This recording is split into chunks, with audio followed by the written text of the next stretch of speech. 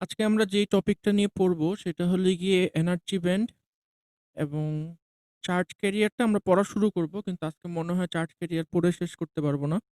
আজকে আমরা mainly energy band কনসেপ্টটা বোঝার চেষ্টা করব যে এনার্জি ব্যান্ডের কনসেপ্টটা আসলে কোথা থেকে উৎপত্তি হয়েছে।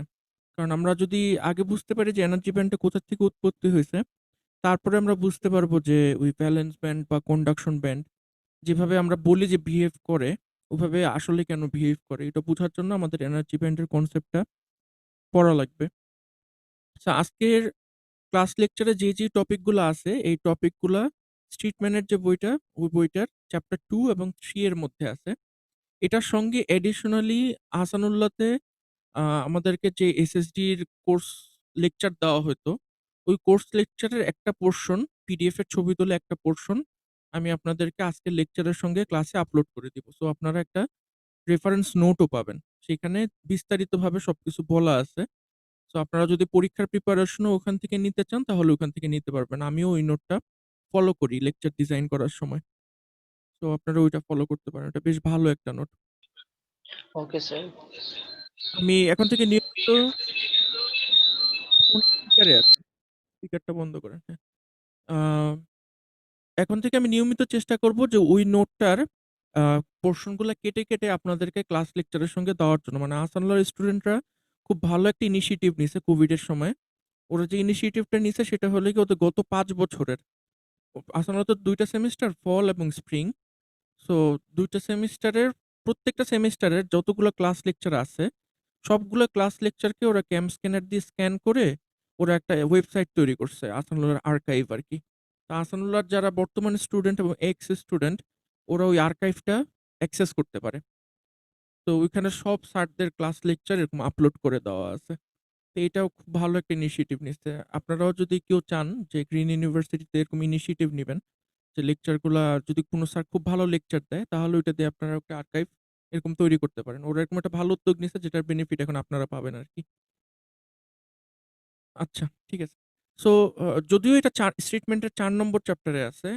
বন্ড গুলা মানে এটমের মধ্যে আমরা কি ধরনের বন্ড পাই। তো আমরা এটার থেকে ফার্স্ট এ শুরু করব। আমার কাছে মনে হচ্ছে এটার থেকে ফার্স্ট এ শুরু করলে হয়তো আপনাদের ইন্টারেস্টটা বেশি হবে।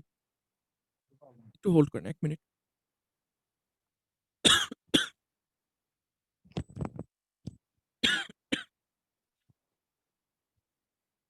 আমরা এমনিতে নরমালি আ যে আশেপাশে যত যৌগ দেখি এর মধ্যে আপনারা মোটামুটি জানা মতে কয়টা বন্ডের কথা জানেন?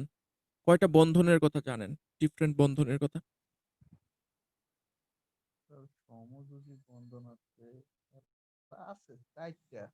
স্যার, সমযোজী বন্ধন, আয়নিক বন্ধন এগুলো নাকি? এই ২ টাই, আর কোন বন্ধন নেই?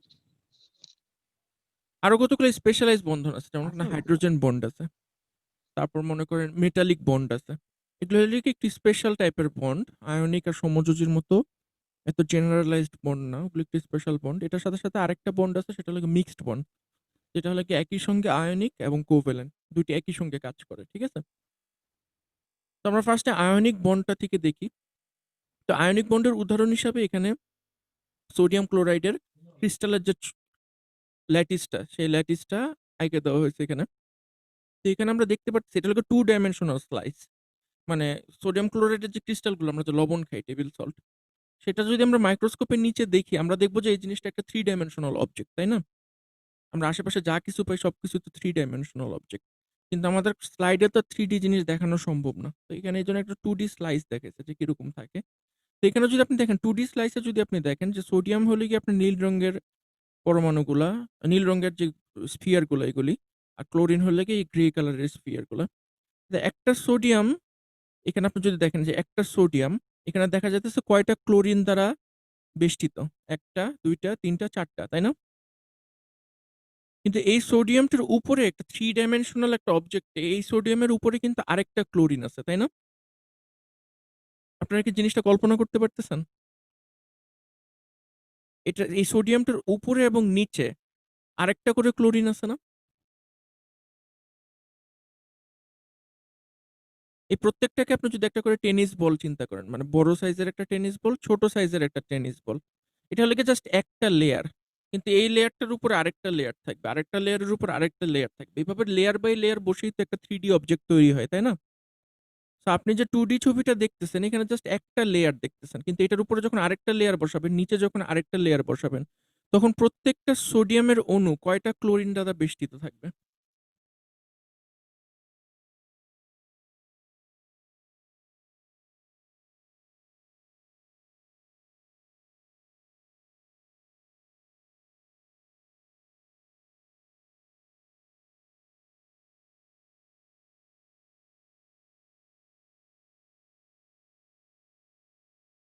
চুপ কেন আপনারা? খুব টায়ার্ড?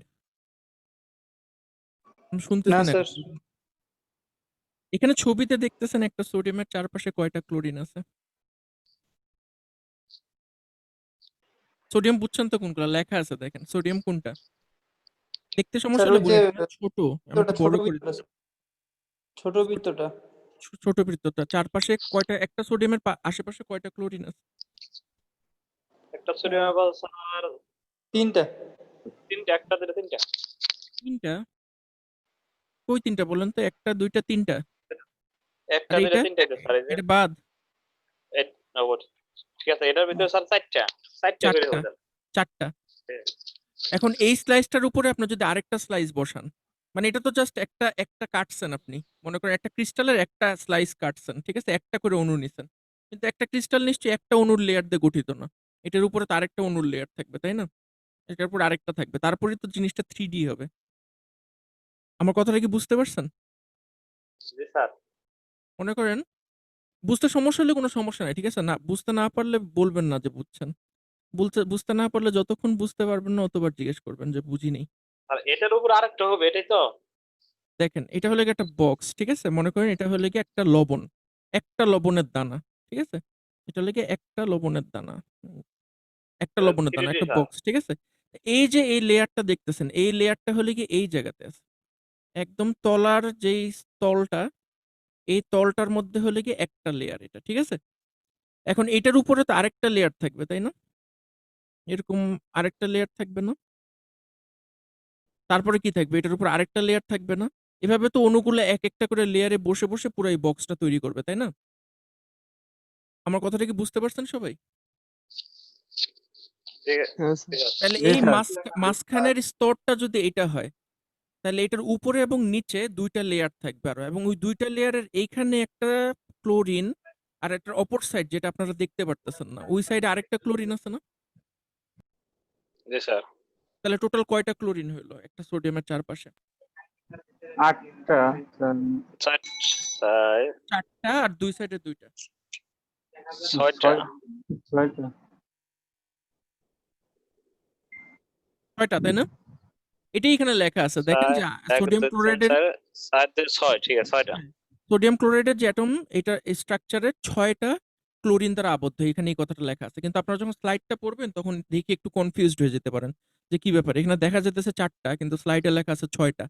এখন হয়তো বুঝতে পারবেন যে কেন 6টা লেখা আছে, ঠিক আছে। স্যার আরেকবার একটু বুঝাবেন স্যার, মানে নেটে হ্যাঁ হ্যাঁ, শিওর। এটা হলো কি একটা 3D বক্স, ঠিক আছে, কিন্তু এখানে আমরা যে প্লেনটা দেখতে পারতেছি এই প্লেনটা হলো কি 2D, তাই না? 2D মানে কি, এটার মধ্যে শুধু আছে হলো গিয়ে দৈর্ঘ্য আর প্রস্থ, কষ্ট। উচ্চতাটা নাই, ঠিক আছে। এখন ধরলাম যে এক্স আর ওয়াই আছে, জেড নাই। এই বক্সের মধ্যে তো আপনার তিনটা আছে, জেড, এটা এদিকে হলে কি এক্স, আর এদিকে হলে কি ওয়াই, তাই না? Y Z. জি তাইলে স্যার। আমরা বুঝতে পারতেছি এরকম অনেকগুলো 2D প্লেন নিয়ে এই 3D অবজেক্টটা গঠিত, ঠিক আছে। আমি আপনাদেরকে এটা পড়ানোর পর আরেকটা মজার কথা বলবো। তো এখন মনে করেন যে এটার মধ্যে যে এই মাঝখানের যে প্লেনটা আছে, এই মাঝখানের প্লেনটা হলে কি এইটা, হলো কথা, মাঝখানের প্লেনটা এইটা।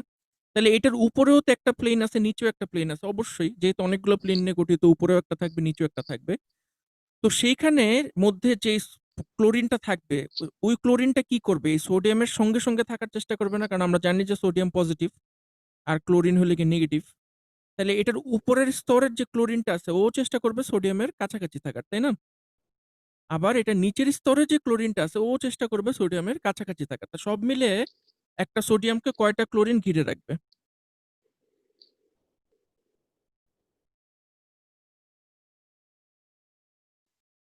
6টা। বুঝতে পারছেন এখন? কি স্যার? না- আচ্ছা, না বুঝতে পারলে আবার কোশ্চেন করেন, আমি বিরক্ত হব না, ঠিক আছে? তো এখন আমরা যদি সোডিয়াম এবং ক্লোরিনের ইলেকট্রনের স্ট্রাকচার দেখি, সোডিয়ামের টোটাল ইলেকট্রন সংখ্যা কত? 11 11টা স্যার 11। 11টা। আমারই মনে ছিল না, আপনাদের মনে আছে, যাক ভালো। 11 সোডিয়ামের স্যার হলে কি 11। এখন 11কে আমরা যদি লিখি তাহলে এভাবে লিখতে পারি 1s2 2s2 2p6। আমার লেখা স্যার তো 2 ভুল। 3 না, 2 হ্যাঁ 8 1, 2 8 1 না। হ্যাঁ 1s2 2s2 2p6, তাহলে s2 আর 6 মিলে 2 8। 8 1। হ্যাঁ 2s2 আর 3s1, তাই না? এখন জি 1s2 স্যার। 2s2 আর 2p6 হলে গিয়ে আমরা জানি স্যার নিয়নের 3s1 হবে না 3s1 লিখি নেই, আমি ইচ্ছা করে লিখি নেই। তো 1s2 2s2 আর 2p6 হলে কি আমাদের নিয়নের স্ট্রাকচার, তাই না? আমরা জানি ইনার্ট গ্যাস, ও কারোর সঙ্গে বিক্রিয়া করতে পছন্দ করে না, এটা তো জানেন সবাই। হাইড্রোজেন জি স্যার। এটাকে আমরা বলি নিষ্ক্রিয় হলে কি, গ্যাস নিষ্ক্রিয় গ্যাস কি হ্যাঁ ব্যান্ড জানে বলে স্যার? এই এটাকে আমরা বলি হলো কি নিষ্ক্রিয় গ্যাস। তো সবসময় আমরা নিষ্ক্রিয় গ্যাসই স্যার। জানি যে কোনো একটা পর্যায় সারণীর পার্টিকুলার একটা কলামে যে যে কোনো একটা রোতে আপনি যদি কোনো একটা মৌল পান, অ্যাটম পান, ওটা সবসময় চেষ্টা করবে যে এটার কাছাকাছি যে নিষ্ক্রিয় গ্যাস, ওই নিষ্ক্রিয় গ্যাসটার মতো আচরণ করার চেষ্টা করবে, কোনো একটা ইলেকট্রন ছেড়ে দিয়ে বা নিয়ে কাছাকাছি যে নিষ্ক্রিয় গ্যাসটা আছে ওটার মতো আচরণ করার চেষ্টা করবে। এখন সোডিয়ামের সবচেয়ে কাছাকাছি যে নিষ্ক্রিয় গ্যাস সেটা হলো কি নিয়ন। তাহলে আমরা এটার স্ট্রাকচারটাকে লিখতে হিলিয়াম, পারি যে নিয়ন। নিয়নের স্ট্রাকচার প্লাস 3s1, এভাবে লেখা যায়। সবাই নিশ্চয়ই বুঝতে পারছেন, তাই না?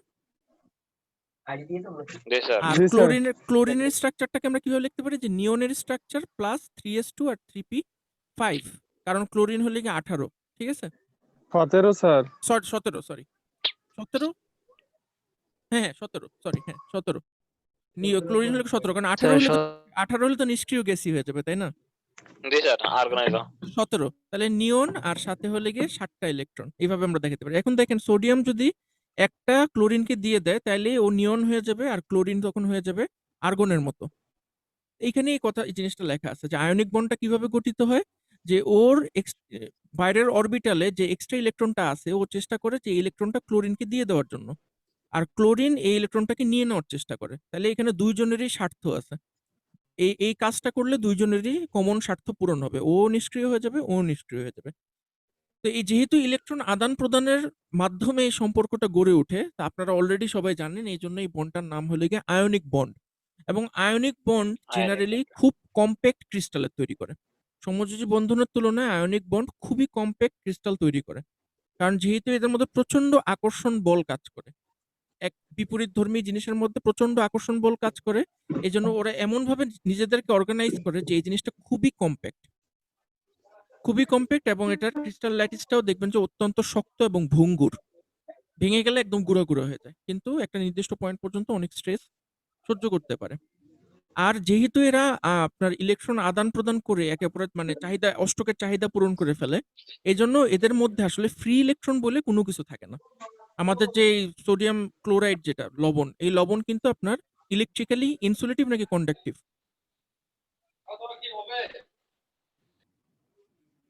লবণ কি ইলেকট্রিক্যালি ইনসুলেটিভ নাকি স্যার কন্ডাক্টিভ? আরেকবার স্যার লবণ, আমরা যে লবণ দেখি টেবিল সল্ট, এটা কি ইনসুলেটিং নাকি কন্ডাক্টিং? কন্ডাক্টিভ তো স্যার কন্ডাক্টিং স্যার, ক্লোরিন না, না সোডিয়াম না ক্লোরাইড। সোডিয়াম ক্লোরাইড হলে কি, আপনি যদি পানিতে না গুলান তাহলে সোডিয়াম ক্লোরাইড হলে কি ইনসুলেটিং। সোডিয়াম ক্লোরাইড খুবই ভালো ইনসুলেটর, কারণ এটার মধ্যে তো ফ্রি ইলেকট্রন নাই, ফ্রি ইলেকট্রন না থাকলে কন্ডাক্টিভ হবে কিভাবে? প্রথম ক্লাসে আপনাদের সঙ্গে কি নিয়ে আলোচনা করলাম যে জি স্যার কোনো ঠিক কিছু আছে স্যার পানিতে ঠিক আছে স্যার পানিতে দিলে ইয়ে হলে তারপরে তারপর এদের বন্ডটা ভেঙে যায়, মানে ওরা আয়োনাইজড হয়ে যায়, তখন হলে কি এরা ঠিক আছে স্যার কারেন্ট প্রবাহিত করে, ঠিক আছে? এই জন্য সোডিয়াম ক্লোরাইড কিন্তু অনেক ভালো ইনসুলেটর, কারণ ওর মধ্যে কোনো ফ্রি ইলেকট্রন তৈরি হওয়ার কোনো চান্সই নেই, কারণ ওরা ইলেকট্রন দেওয়া নেওয়া করে এমন একটা সিচুয়েশন তৈরি করছে যে কারোরই আসলে এক্সট্রা ইলেকট্রন ছেড়ে দেওয়ার কোনো ইচ্ছা নেই। তো এখানে ফ্রি ইলেকট্রন নাই, সো এটা কন্ডাক্টিংও হবে না, এটা সবসময় হবে হলে গিয়ে ইনসুলেটিং। সো এই পুরা ল্যাটিসটাকে যে জিনিসটা মানে বাইন্ড করে রাখে সেটা হলে গিয়ে এই কুলম্বিক ফোর্স, মানে অ্যাট্রাকশনের যে ফোর্সটা, বিপরীতধর্মী চার্জের মধ্যে যে কুলম্বিক ফোর্সটা, এই কুলম্বিক ফোর্সটা আসলে পুরো ল্যাটিসটাকে হোল্ড টুগেদার করে। তো এটা গেল আয়নিক বন্ড। স্যার হ্যাঁ কুলম্বিক ফোর্সটা বললাম না স্যার। কুলম্বের সূত্র পড়ছিলেন না আপনারা? মনে আছে যে ২ টা চার্জের জি মধ্যে স্যার, আকর্ষণের একটা সূত্র ছিল না? এটা কিসের উপর জি ডিপেন্ড করে? স্যার, ঠিক আছে। Q1 Q2 আর হলো গিয়ে R², ডিসট্যান্সের জি ব্যস্তানুপাতিক। স্যার, পড়েছি। হুম, পড়ছেন? সবই পড়ছেন আসলে। আস্তে, আস্তে করে মনে পড়বে। ঠিক আছে? ভয় পাওয়ার কিছু নেই। আচ্ছা, এরপরে আমরা যে জিনিসটা দেখব সেটা হলো গিয়ে মেটালিক বন্ড। মেটালিক বন্ডও একটা স্পেশাল টাইপের বন্ড। মানে এটা একটু আয়নিক বন্ডের থেকে আলাদা। মেটালিক বন্ড আপনারা সবাই জানেন যে যেই ধরনের পরমাণুর মধ্যে আপনার একদম আউটার অরবিটালে ৪ এর থেকে কম সংখ্যক ইলেকট্রন থাকে, ওরা চেষ্টা করে যে কিছু ইলেকট্রন ছেড়ে দেওয়ার জন্য। মানে ছেড়ে আউটার দেয় অরবিটাল আর থেকে, কিছু যেটা আমরা ১ম ক্লাসের ভাষায় যদি বলতে চাই, একেবারে ১ম ক্লাসের ভাষায় যদি বলতে চাই, তাহলে কিছু, কিছু ইলেকট্রন আমাদের ভ্যালেন্স ব্যান্ড থেকে কন্ডাকশন ব্যান্ডে চলে যায়। আর কন্ডাকশন ব্যান্ডে চলে গেলে তখন আমরা বলি ওটা ফ্রি ইলেকট্রন হয়ে গেছে। তো এরকম ওই মেটালের যে টুকরা একটা দেখবেন, এই টুকরার মধ্যে আপনার প্রচুর পরিমাণে ফ্রি ইলেকট্রন থাকে। সো আমরা বলতে পারি যে মেটালের পরমাণুগুলো আসলে একটা সি অফ ফ্রি ইলেকট্রনের মধ্যে আছে। যে প্রচুর পরিমাণ ফ্রি ইলেকট্রন এর মধ্যে ভাসতেছে। আচ্ছা, প্রচুর পরিমাণ ফ্রি ইলেকট্রনের মধ্যে ভাসতেছে। তো এই কারণে আপনার মেটালের পরমাণুগুলোর মধ্যে যেই বন্ধন তৈরি হয়, এই যে ইলেকট্রন ছেড়ে দিল এবং ইলেকট্রন ছেড়ে দেওয়ার পরে ওর একটা মোটামুটি স্টেডি স্টেটে আছে। এই বন্ধনটাকে আমরা বলি হলো গিয়ে মেটালিক বন্ড। এটাও একটা স্পেশাল টাইপের বন্ড। এটার নাম হলো গিয়ে মেটালিক বন্ড। মেটালিক বন্ডের পরে আসলে কোভ্যালেন্ট বন্ড। কোভ্যালেন্ট বন্ড আমাদের সবারই পরিচিত সমযোজী বন্ধন, এবং আমার মনে হয় আশেপাশে সবচেয়ে বেশি আমরা দেখি হলো গিয়ে কোভ্যালেন্ট বন্ড, সমযোজী বন্ধন। সমযোজী বন্ধনের ক্ষেত্রে আমরা যদি সিলিকনের উদাহরণটা দেখি, এটা হলো গিয়ে সিলিকনের উদাহরণ। সেটা হলো গিয়ে আউটার অরবিটালে আমরা জানি যে ৪ টা ইলেকট্রন থাকে। সিলিকনের একদম আউটার অরবিটালে আমরা চার্জযোজী, তাই না? হ্যাঁ, ৪ টা ইলেকট্রন থাকে। সো ৪ টা ইলেকট্রন যদি থাকে, ওরা চেষ্টা করে যে আশেপাশের যে সিলিকন পরমাণুগুলো আছে ওদের সঙ্গে ইলেকট্রনগুলো শেয়ার করে নেওয়ার জন্য। সমযোজী করা। তো দেখা যায় যে একটা সিলিকন আপনার ৪ টা সিলিকন অণুর সঙ্গে সমযোজী বন্ধন গঠন করে। মানে টোটাল ওর ৪ টা আছে, তাহলে ওর ৪ টা মানে হলো গিয়ে এখানে যে বাহুগুলা দেখতেছেন এটার মধ্যে ও দিল ১ টা, এটা দিল ১ টা, ২ টা, ৩ টা, ৪ টা। মানে ও নিজের থেকে ৪ টা দিল, শেয়ারিং আর করছে বাকি তারা। ৪ টার থেকে একটা, একটা করে ৪ টা নিল। ঠিক আছে? এভাবে ও একটা সমযোজী বন্ধন গঠন করে। এবং সমযোজী বন্ধন গঠন করলে কি হয় যে আপনার যে ২ টা ইলেকট্রন টোটাল এই বন্ধনের মধ্যে রেসপন্সিবল কিন্তু ২ টা ইলেকট্রন। এর একটা আর এর একটা। এই ২ টা ইলেকট্রনই কিন্তু আসলে কারো না। মানে আমরা যদি এই সিলিকনটার নাম দিই ১ আর এটার নাম যদি দিই ২, এই যে ২ টা ইলেকট্রন, এই ২ টা ইলেকট্রন কিন্তু কারো না। এই ২ টা ইলেকট্রন ২ জনেরই। মানে এটা হলো গিয়ে শেয়ার্ড ২ জনই ইলেকট্রন। ইউজ করতে পারবে। আমরা এটাকে বলি হলো কি এটা একটা শেয়ার্ড ইলেকট্রন। ঠিক আছে? এটা ২ জনের মধ্যে, মানে স্পেসিফিক্যালি আমরা বলতে পারি না এটা কারো। অংশীদার দুজনই আছে। হ্যাঁ।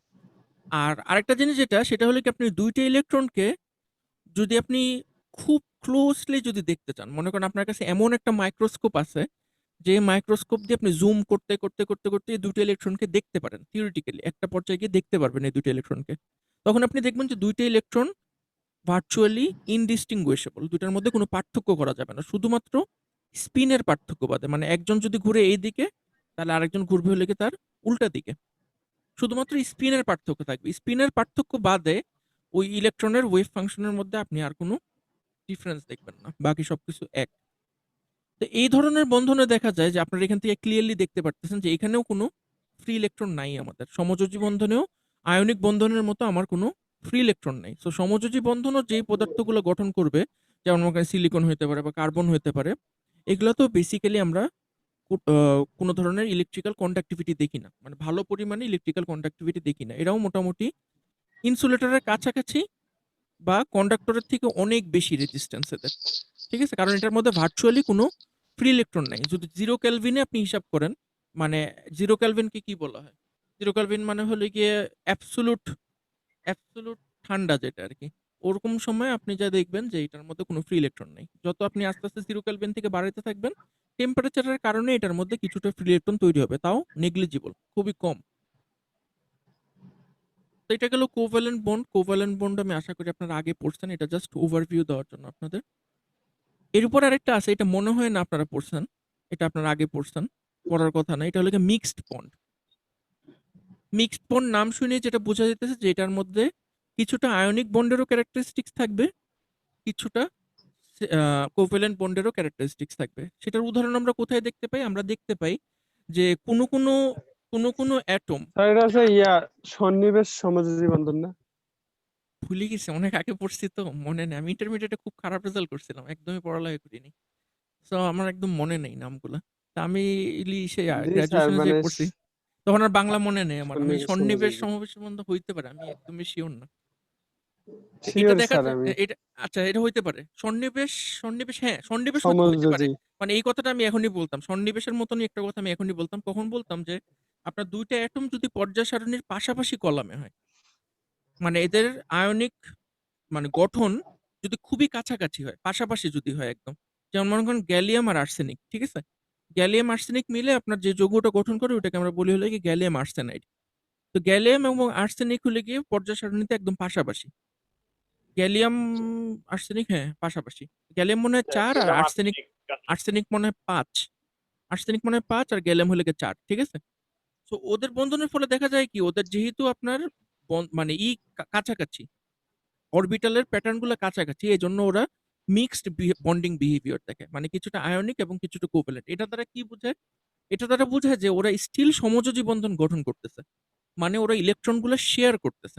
এই ব্যাপারে কোনো সন্দেহ নেই যে ওরা ইলেকট্রন গুলো শেয়ার করতেছে, কিন্তু ওই শেয়ার্ড ইলেকট্রন ক্লাউডের মধ্যে একটা পোল তৈরি হয়। একটা পোল তৈরি হয়, মানে ইলেকট্রন ক্লাউড গুলো কিছুটা একজনের দিকে সরে থাকে অপরজনের তুলনায়। সো আপনার গ্যালিয়াম আর্সেনাইডের ক্ষেত্রে যেটা দেখা যায় যে সমযোজী বন্ধন ওরা গঠন করে ঠিকই, দুইটা দুইটা করে ইলেকট্রন শেয়ার করে ওরা সমযোজী বন্ধন গঠন করে ঠিকই, কিন্তু যে শেয়ার করছে ইলেকট্রনগুলো, ওই শেয়ার্ড ইলেকট্রনগুলো গ্যালিয়ামের থেকে আর্সেনিকের দিকে বেশি সরে থাকে। কারণ ইলেকট্রন জিনিসটা তো জাস্ট অরবিটালটা তো আমরা খাতার মধ্যে সুন্দর করে আঁকি যে গোল, কিন্তু প্র্যাকটিক্যালি আমরা যখন ইলেকট্রন কোনো নিউক্লিয়াসের চারপাশে থাকে, ইলেকট্রনটা কি এত সুন্দর গোল একটা অরবিটাল মেনটেন করে চলে? চলে না। ইলেকট্রনটা থাকে হলো গিয়ে ক্লাউডের মতো, মেঘের মতো থাকে চারপাশে। তো ইলেকট্রনের যে ক্লাউডটা, মেঘটা, এটা আর্সেনিকের দিকে বেশি সরে থাকে।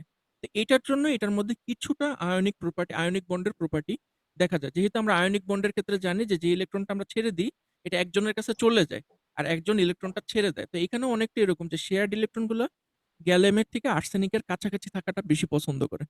এই জন্য ওই বন্ডটাকে আমরা বলি হলে এটা একটা মিক্সড বন্ড। সন্নিবেশ সমযোজী বন্ধন কি একই জিনিস ছিল? জি স্যার, মানে সন্নিবেশ ওটার মধ্যে সমযোজী, সমযোজী বন্ধনও থাকবে, হুম, এটা মনে আয়নিক হয় আপনারা বন্ধনও ইসে থাকবে। পড়ছিলেন তাই না? হাইড্রোজেন বন্ডে পড়ছিলেন? স্যার ডিপ্লোমায় কেমিস্ট্রি ছিল, আর পড়াইছে। পরেও পড়ছিলাম কেমিস্ট্রিতে। আচ্ছা, আচ্ছা। হাইড্রোজেন বন্ডেও মনে হয় কিছুটা এই ধরনের দেখা যায় যে হাইড্রোজেনের আর অক্সিজেন মিলে জি স্যার, হাইড্রোজেন পজিটিভ, বন্ডও পড়ছিলাম। পজিটিভ আর নেগেটিভ একটা পোল তৈরি হয়, যেটাকে ওই যে হাইড্রোজেন বন্ড বলে। আচ্ছা, তো সন্নিবেশ সমযোজী বন্ধনগুলো অনেক কঠিন স্যার, অনেক মিলানো যায় কঠিন না। মানে? স্যার ওই যে বন্ধনগুলা যেগুলো ওই যে দেওয়া থাকে, বন্ধন করতে হয় স্যার। ও আচ্ছা। স্যার বন্ধন দেখাতে হয় না স্যার এগুলা, এখানে তো আমরা শুধু পড়তেছি। না এখানে তো যে বন্ধন দেখাইছে, তো মানে অন্য কিছুর কথা বলতেছেন আপনি? এই যে ক্লাউড গুলো দেখাইছে আর ইলেকট্রন গুলো সরে আসছে এটার দিকে, আপনি কি অন্য কিছুর স্যার কথা এখানে তো বলতেছেন? শুধু স্যার অনেক কঠিন কঠিন এগুলা আছে না, আচ্ছা আচ্ছা, মৌল ওইগুলার। ও আচ্ছা আচ্ছা, বুঝতে পারছি। মনে রাখতে হইতো আর কি।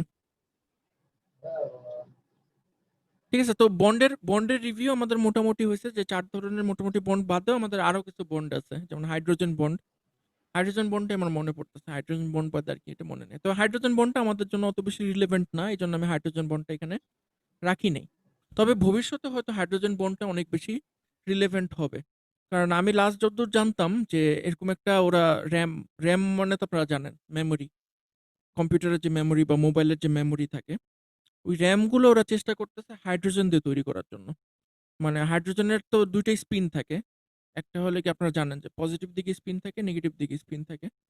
সো ওরা এই স্পিনটাকে, একটা স্পিনকে ১ আরেকটা স্পিনকে 0 কাউন্ট করে একটা র্যাম বানানোর চেষ্টা করতেছে 1 0 ইউজ করে। সো ওই র্যামটাও হয়তো বা আপনারা দেখবেন যে সামনে ১০ বছর ১৫ বছরের মধ্যে বাজারে আসবে। তখন হয়তো সলিড স্টেট বা এই টাইপের সাবজেক্টে হাইড্রোজেন বন্ড সম্পর্কে পড়ালেখা করানো হবে হয়তো, কে জানে ভবিষ্যতে। তো আমাদের রিভিউর মধ্যে আরো কিছু জিনিস আছে যেগুলো আমাদেরকে রিভিউ করতে হবে, সেটা হলো বোর অ্যাটমিক মডেল, হাইজেনবার্গের অনিশ্চয়তার সূত্র, শ্রোডিঞ্জারের wave equation, particle trapped in a well, এটা মনে হয় এখন পড়াবো না, particle trapped in a well, tunnel effect, এটাও এখন পড়াবো না, পলিস এক্সক্লুশন প্রিন্সিপাল, এটা এখন পড়তে হবে। আপনারা কি ওই শ্রোডিঞ্জারের ওয়েভ যে ইকুয়েশনটা ছিল, এই ইকুয়েশনটা সলভ করছেন? খুবই কঠিন। কোনটা আপনাদের স্যার? ফিজিক্সে ছিল শ্রোডিঞ্জারের ওয়েভ ইকুয়েশন? না তো স্যার করি নাই এটা। না স্যার, এরকম ছিল না স্যার। আমাদের কোনো স্কিপ করে গেছে ওরা। স্যার এখানে শুধু Skip করা বোর এরকম অ্যাটমিক ছিলই মডেল না এইটা আর পাউলিস মনে হয় পড়ছিলাম। না ইউনিভার্সিটিতে, আমি আপনাদের ডিপ্লোমার কথা বলতেছি না। না স্যার এখানেও পড়ি নাই তো। বেঁচে গেছেন। এটা এত কঠিন, মানে আমি এটা আপনাদেরকে এখন পুরোপুরি পড়াবো না, আমি জাস্ট দেখাবো, ঠিক আছে? আমি পড়াবো না, কারণ এটা এত কঠিন আমার মনে হয় না যে আমি এটা এখানে দেখায় আপনাদেরকে বুঝাতে পারবো। আমি নিজেই ঠিক মতো বুঝি এটাও বলতে পারবো না। আমি কনফিডেন্ট না যে আমি নিজেও বুঝি, এটা খুবই কঠিন। আমরা চেষ্টা করবো চেহারাটা দেখেছি আস্তে আস্তে স্যার। পড়ার জন্য। তো আমরা ফার্স্টে এই ইসের থেকে বোর অ্যাটমিক মডেল থেকে শুরু করি। তো বোর অ্যাটমিক মডেলের মেইন পোস্টুলেট গুলোকে আপনারা বলতে পারবেন? বোর অ্যাটমিক মডেল কি বলে বলে? গেছে। কারো মনে নেই? স্যার এই মুহূর্তে মনে নাই। বোর অ্যাটমিক মডেল গুলো গ্রহের সাথে মিলে বলে যে এগুলো হ্যাঁ, ওই স্যার কোন একটা যোজনী অ্যাটমের মধ্যে টোজনী নিয়ে ইয়া। যতগুলা ইলেকট্রন থাকে, কোন একটা অ্যাটমের মধ্যে যতগুলো ইলেকট্রন স্যার থাকে, এরকম আসতো। ইলেকট্রন গুলা নির্দিষ্ট কতগুলো কক্ষপথে নিজেদেরকে বিন্যস্ত করে। ইলেকট্রন গুলো শক্তি অনুযায়ী নিজেদেরকে কতগুলো নির্দিষ্ট, এই কথাটা হলো সবচেয়ে ইম্পর্টেন্ট, নির্দিষ্ট কতগুলো কক্ষপথে বিন্যস্ত করে। যে কক্ষপথগুলোকে আমরা কি জানি, যে প্রথম, দ্বিতীয়, তৃতীয়, চতুর্থ, এগুলো হলে আমরা বোরের অ্যাটমিক মডেল থেকে জানি, ঠিক আছে? যে এটা কি 1 নম্বর অরবিটালে আছে, নাকি 2 নম্বর অরবিটালে আছে, নাকি 3 নম্বর অরবিটালে আছে। তো এই অরবিট গুলো হলে গিয়ে এদের এনার্জি হলে গিয়ে ফিক্সড। প্রত্যেকটা অরবিটের কিন্তু এনার্জি ফিক্সড, মানে 1 নম্বর যেই অরবিট আছে এই অরবিটটার এনার্জি ফিক্সড। তো যেই ইলেকট্রন গুলা 1 নম্বর 1 নম্বর অরবিটের পরিমাণ এনার্জি ধরে রাখে, ওই ইলেকট্রন গুলো শুধুমাত্র ওই অরবিটেই থাকবে। কারো মনে করেন এনার্জি বেশি, কারো তেল বেশি, তখন সে সামনের অরবিটালে চলে যাবে, সে 2 তে চলে যাবে। কারো যদি আরো বেশি হয় তখন সে 3 এ চলে যাবে। তার মানে এখান থেকে আমরা বুঝতে পারতেছি যত আপনার অরবিটাল নাম্বার বাড়বে তত আপনার ইলেকট্রনের নাম্বারও বাড়বে, মানে ইলেকট্রনের এনার্জি পরিমাণও বাড়বে। সবাই তো এই জিনিসটা বুঝেন নিশ্চয়ই, অলরেডি এখন বুঝেন যে 1 থেকে 3 এর এনার্জি বেশি। এটা কি আপনারা অলরেডি জানেন সবাই? জি স্যার। না জানলে জিজ্ঞেস করে। হ্যাঁ, সৌরজগতের উদাহরণ দিছিল, যে সৌরজগতে যেভাবে প্ল্যানেট গুলাকে নিজেদেরকে একটা কক্ষপথে রাখছে না, এরকম ইলেকট্রন গুলো নিজেদেরকে শক্তি অনুযায়ী একটা স্টেবল কক্ষপথে নিজেদেরকে, মানে ওই জায়গাটাতে লিমিটেড রাখে, ঠিক আছে? সার্টেন একটা শক্তি না দেওয়া পর্যন্ত এক কক্ষপথের ইলেকট্রন আরেক কক্ষপথে যাইতে পারে না। এটা হলো গিয়ে প্রথম পোস্টুলেট। আর 2 নম্বর পোস্টুলেট যেটা ছিল, যে ইলেকট্রন এক কক্ষপথ থেকে আরেক কক্ষপথে যাইতে পারে, কিন্তু এটার শর্ত হলে গিয়ে ওকে নির্দিষ্ট পরিমাণ একটা এনার্জি গ্যাদার করতে হবে, নির্দিষ্ট পরিমাণ একটা এনার্জি ওকে গেইন করতে হবে। যদি আপনাকে ওই পরিমাণ ওই জিনিসটাকে যদি ওই পরিমাণ এনার্জি আপনি দেন, তাইলে হয়তো সে এক অরবিটাল থেকে আরেক অরবিটালে যেতে পারে। এবং সেই এনার্জির পরিমাণটাকে এভাবে আমরা ডিটারমাইন করি এইচ নিউ দ্বারা আমরা ডিটারমাইন করি। যে একটা আলো দিলেন, মনে করেন সার্টেন একটা আলো দিলেন, সার্টেন ওয়েভ লেন্থের একটা আলো দিলেন ওই কোনো একটা পরমাণুর মধ্যে, আলো দিলে দেখা যাবে যে ওই ইলেকট্রন গুলো এই আলোটার থেকে যে এনার্জি, এই এনার্জিটা গেইন করে একটা কক্ষপথ থেকে লাফ দিয়ে আরেকটা কক্ষপথে যাবে। এখন আপনি মনে করেন আলোটাকে সরায় দিলেন, তাইলে কি হবে?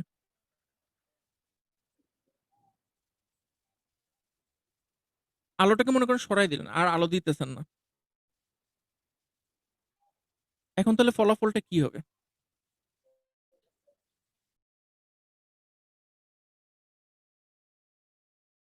কেউ বলতে পারবেন না? স্যার আরেকবার প্রশ্নটা আমি বুঝি নাই, নেটের সমস্যা হচ্ছিল। মনে করেন কোনো একটা পরমাণুর মধ্যে আমরা জানি যে প্রথম কক্ষপথে 2টা ইলেকট্রন থাকে, তাই না? দ্বিতীয় কক্ষপথে 8টা ইলেকট্রন থাকে। এটা সবাই জানেন আপনারা অলরেডি, যে 1s2 2s2 2p6 হিসাব করতে পারেন আপনারা।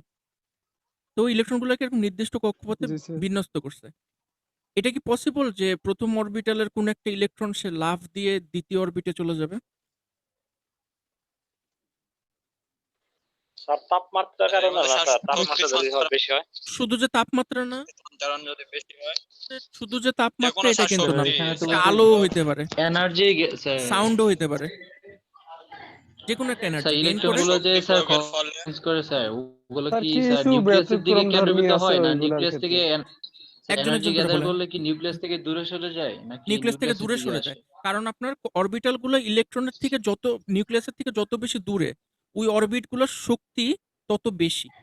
মানে তত বেশি শক্তির ইলেকট্রন ওই অরবিটে থাকবে।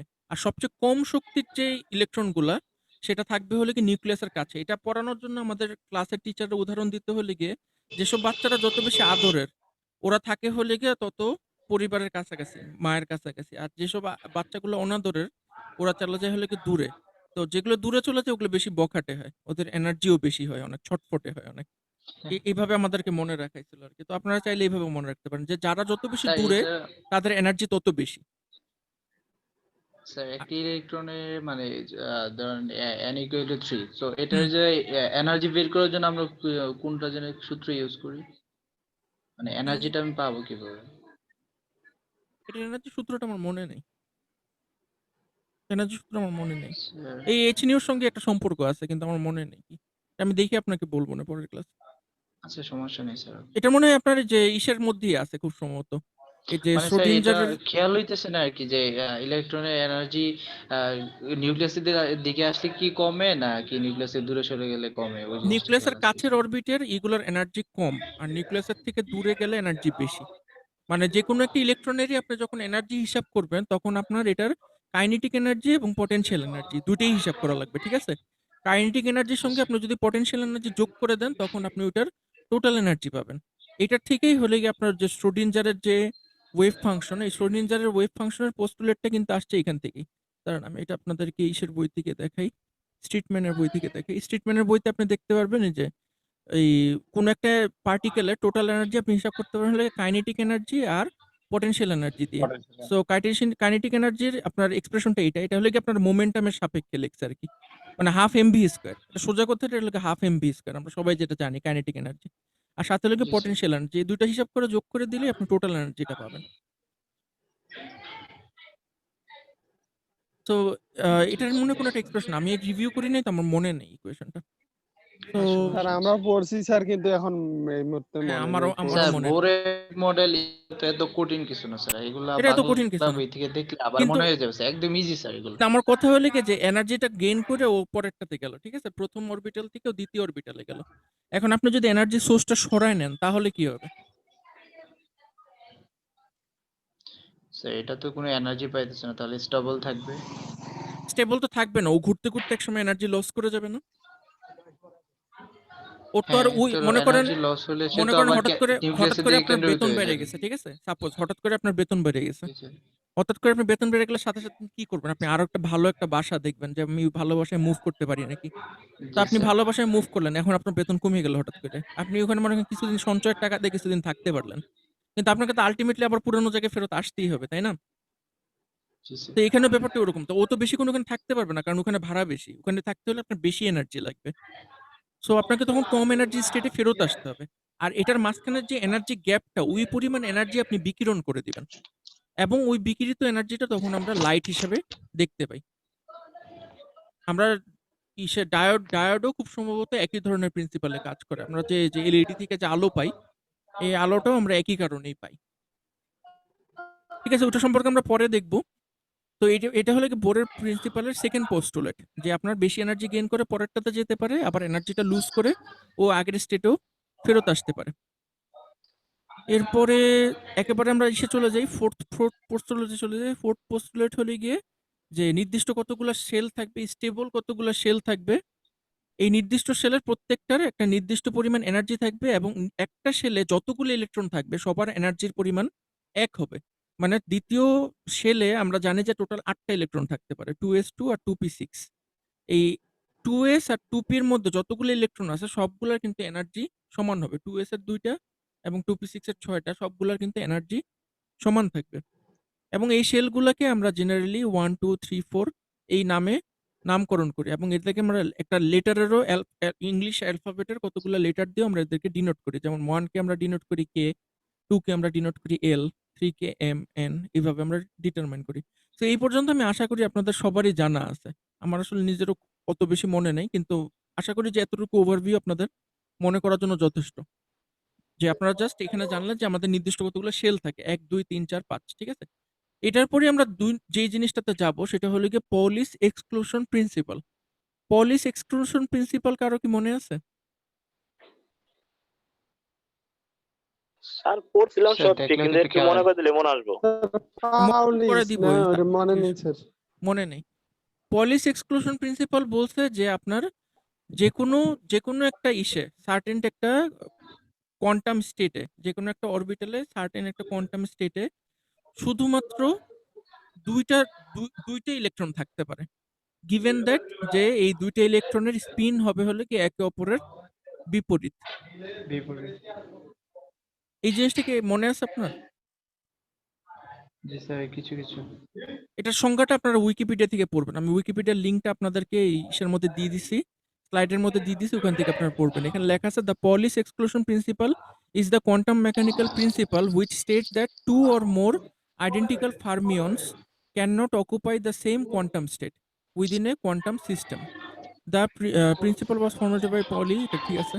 তার মানে আমাদের 1s2 তে যে দুইটা ইলেকট্রন আছে, সেই দুইটা ইলেকট্রন অবশ্যই একে অপরের বিপরীত স্পিনের হইতে হবে, একে অপরের বিপরীত স্পিনে হইতে হবে। ঠিক সিমিলারলি আমরা যদি 2p6 এ যদি যাই, 2p6 এ যদি 6টা ইলেকট্রন থাকে, 6টা ইলেকট্রনের মধ্যে কয়টা ইলেকট্রন একদিকে ঘুরবে আর কয়টা ইলেকট্রন বিপরীত দিকে ঘুরবে? স্যার এখানে দুইটা দুইটা করে তো ডিভাইড আছে, px py pz থাকবে। px তারপর আবার এক্স্যাক্টলি। এটার মধ্যে এটাও কি আপনাদের ভাইয়া ডিপ্লোমাতে লাইসেন্স ছিল? না px py pz? জি স্যার।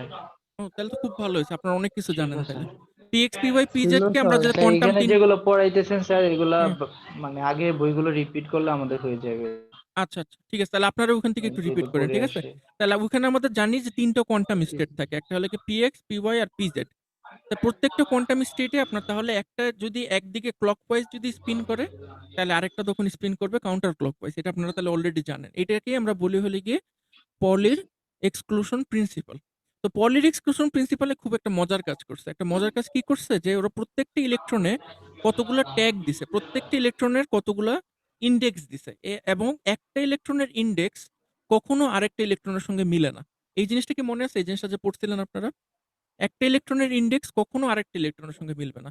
মনে করেন 3টা জিনিস মিললো, টোটাল স্যার 4টা ইন্ডেক্স সবকিছু আছে। মিললে অন্তত একটা একটা। জি ডিফারেন্ট স্যার। হবে, সেটা হচ্ছে Exactly. স্পিনটা। একটা কমপক্ষে কম বেশি থাকে। একটা কমপক্ষে কম বেশি থাকবে, মনে আছে না? So, আমরা জেনারেলি 4টা এরকম ইন্ডেক্স দিই। 4টা ইন্ডেক্সের মধ্যে একটা হলে গিয়ে n, এটা হলে গিয়ে প্রিন্সিপাল জি কোয়ান্টাম স্যার। নাম্বার, l হলে গিয়ে অ্যাজিমুথাল কোয়ান্টাম নাম্বার, আরেকটা পড়ছিলাম হলে গিয়ে m।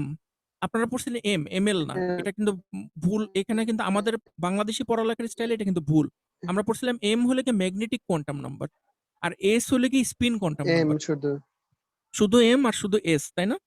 তো দেখা যায় যে এই 3টা যদি জি এক স্যার। হয়, কোনোটার ক্ষেত্রে মনে করেন কোয়ান্টাম নাম্বার n সমান সমান 1, এই প্রিন্সিপাল কোয়ান্টাম নাম্বার l সমান সমান হলে কি হয় +1 নাইলে -1, mটাও একদিকে, কিন্তু হয়তো দেখা যাবে লাস্টে যে sটা হয়ে যাবে আপনার ডিফারেন্ট।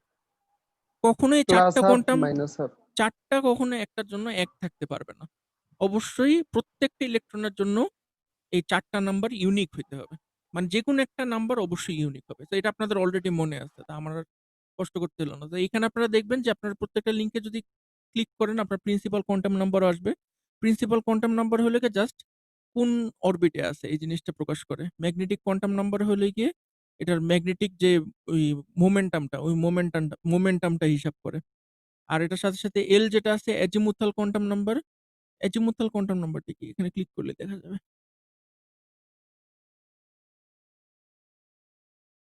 অ্যাজিমুথাল কোয়ান্টাম নাম্বারটা হলে কি আপনার যেই কোন একটা অরবিটের কোন অরবিটালে আছে সেটা ডিনোট করবে। মানে আপনার মনে করেন n হলে গিয়ে 1, এখন অ্যাজিমুথাল কোয়ান্টাম নাম্বারটা করবে, ডিপিক্ট করবে এটা কি s এ আছে, আর 2 তে হলে এটা কি s এ আছে নাকি p তে আছে, নাকি s p d তে আছে, কোনটাতে আছে, এটা হলে কি আপনার ডিটারমাইন করবে কি অ্যাজিমুথাল কোয়ান্টাম নাম্বার। যেহেতু সেকেন্ড অরবিটাল আমার দুইটাই আছে, s ও আছে p ও আছে, তো এই ইলেকট্রনটা কি s এ আছে না p তে আছে, এই জিনিসটা ডিটারমাইন করবে হলে কি অ্যাজিমুথাল কোয়ান্টাম নাম্বার। তো ঠিক আছে, আপনাদের এটা অলরেডি মনে আছে, তাহলে এটা রিভিউ করা শেষ। এটাও আপনারা উইকিপিডিয়া থেকে পড়বেন, কারণ এটা যে আসলে যে নোটটা, আসলে নোটের মধ্যে এটা নাই, পলিস এক্সক্লুশন প্রিন্সিপালটা নাই। ঠিক আছে, সো আপনারা এটা উইকিপিডিয়া থেকে পড়ে নিন। এরপরে আমরা দেখবো হলে গিয়ে বোর মডেল দেখলাম, পলিস এক্সক্লুশন প্রিন্সিপাল দেখলাম, এরপর আমরা দেখবো হলে হাইজেনবার্গের অনিশ্চয়তা সূত্র। এটাও নিশ্চয়ই আপনাদের মনে আছে যে হাইজেনবার্গের অনিশ্চয়তা সূত্র স্যার কি বলে। অনেক তো পড়াইতে পারে স্যার, এগুলো কি আমরা মুখস্থ করতে পারি না? পড়বো কেন? আমি আপনার কথাটা বুঝি নাই, লাস্টে যে বলছেন কি বললেন আপনি চিল স্যার ভাই? অনেকগুলো তো পড়াইতেছেন, এগুলো কেমনে কি করবো? যেগুলো পরীক্ষা দিবেন একটু আমাদের বলে দিলে তো ভালো হয়, যেগুলো পরীক্ষা তো আসার মতো এগুলো আর কি। এটার উপরে যে পরীক্ষাটা হবে, মানে এখন যে জিনিসটা আমরা পড়তেছি এটার উপর যে পরীক্ষাটা হবে, ওই পরীক্ষাটা হবে গুগল ফর্মে। তো গুগল ফর্মে যদি আপনার পরীক্ষা হয়, তো পরীক্ষা হবে এমসিকিউতে। এমসিকিউ এর মধ্যে কি ধরনের কোশ্চেন আসবে এটা কি আপনারা এখন বলে দিতে হবে, না আপনি বুঝছেন কেমন আসবে? স্যার যেমন অনেকগুলো তো, এগুলো তো আমাদের আবার রিভিউ করতে হলে কি লাগবো?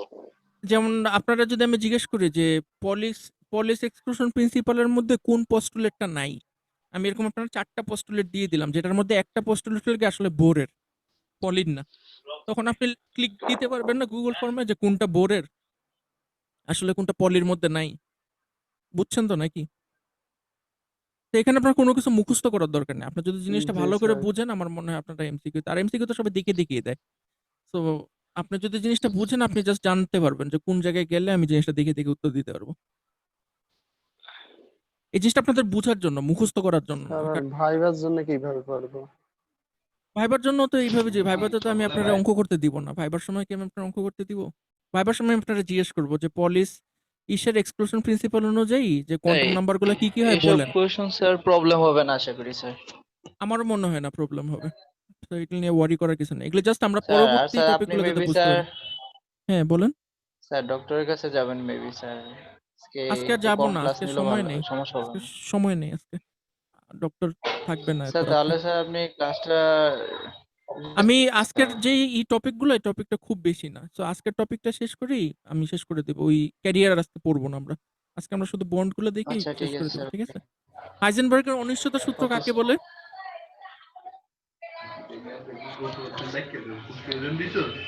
হাইজেনবার্গের অনিশ্চয়তা সূত্র অনুযায়ী কোন একটা ইলেকট্রনের যদি আপনি দেখতে চান যে ইলেকট্রনটা কোথায় আছে, এটার পজিশন যদি দেখতে চান এবং এটার মোমেন্টাম যদি হিসাব করতে চান, কোন একটা পার্টিকুলার ইনস্ট্যান্সে আপনি শুধুমাত্র একটা হিসাব করতে পারবেন অ্যাকুরেটলি, আইদার পজিশন অথবা মোমেন্টাম। দুইটা কখনো আপনি একসাথে হিসাব করতে পারবেন না।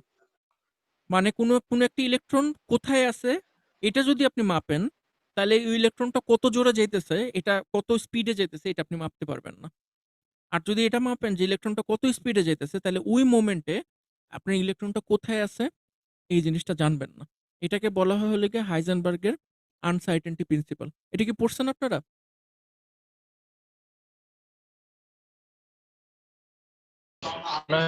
স্যার ইলেকট্রনের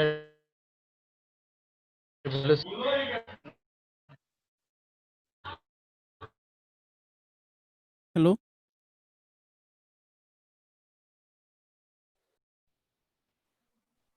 চলে গেছে। স্যার শুনতেছি। এটা হলো গিয়ে এরপরে হলো গিয়ে শ্রোডিঞ্জারের ইকুয়েশন, হাইজেনবার্গের অনিশ্চয়তা সূত্রের পর হলো গিয়ে শ্রোডিঞ্জারের ইকুয়েশন। এটা হলো গিয়ে শ্রোডিঞ্জারের ইকুয়েশনের ডেরাইভেশন। দেখে কি মনে হচ্ছে ডেরাইভেশনটা সহজ না কঠিন? স্যার অনেক হার্ড মনে হইতেছে। হ্যাঁ, আসলে অনেক হার্ড। এবং আপনাদের অনেক আমাদের বড়। আমাদের এটা হলো কি আপনাদের করতে হতো এসএসডিতে, সলিড স্টেট ডিভাইসে হাইড্রোজেন অ্যাটমের স্যার জন্য এত আমাদের বড় তো মেবি পসিবল না স্যার। শ্রোডিঞ্জারের ইকুয়েশনটা হাইড্রোজেন অ্যাটমের জন্য আমাদেরকে পরীক্ষার খাতায় প্রমাণ করতে হতো। বেশিরভাগ স্টুডেন্টের পরীক্ষার খাতায় প্রমাণ করতে পারতো না, এত কঠিন। এটা প্রমাণ করা এত কঠিন, মানে আমি কি বলবো, আমার যদি এখন কেউ দেয়, আমি যদি পুরো জিনিসটা একদিন পড়ি, আমি শিওর যে আমি প্রমাণ করতে পারবো না। খুবই কঠিন এটার প্রমাণটা। তো আমার মনে হয় যে অনলাইনে এটার প্রমাণ আপনাদের শেখা উচিত না, আর আমার শেখানোর মতনও ক্ষমতা নেই। সো এটার প্রমাণটাতে আমরা পড়বো না। আমরা আজকে যে জিনিসটা পড়বো, স্যার যে স্কিপ করলে ভালো হবে। এটা আমরা স্কিপ করব, কিন্তু আমরা এই জিনিসটা জানবো যে এই জিনিসটা কেন মানুষ এত কষ্ট করছে কেন, এই জিনিসটা আমরা জানবো, ঠিক আছে? শ্রোডিঞ্জারের ইকুয়েশনটার জন্য মানুষ এত কষ্ট করছে কেন?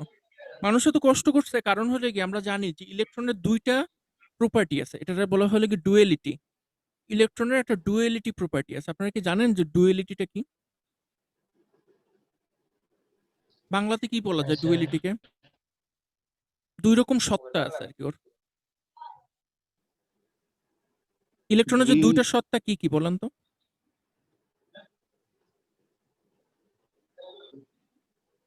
অ্যাকচুয়ালি কি জানি স্যার। যে কোনো সাব অ্যাটমিক পার্টিকেলেরই আপনার দুইটা বৈশিষ্ট্য আছে, ডুয়েলিটি আছে। এই ডুয়েলিটিটাকে আমরা বলি হলে কি, একটা একটা প্রপার্টি হলে কি ও পার্টিকেল হিসেবে আচরণ করে, কিছু কিছু সময় ও পার্টিকেল হিসেবে আচরণ করে, আর কিছু কিছু সময় ও ওয়েভ আকারে আচরণ করে। এই জিনিসটা কি শুনছেন আপনারা কখনো? Actually না ধনাত্মক এবং স্যার, এটা ঋণাত্মক একটু clear যে করেন। যেমন আমি আপনার একটা উদাহরণ দিই, ঠিক আছে? এটার উদাহরণটা হলো গিয়ে আপনারা ডিফ্র্যাকশন মানে কি জানেন? ডিফ্র্যাকশন কাকে বলে?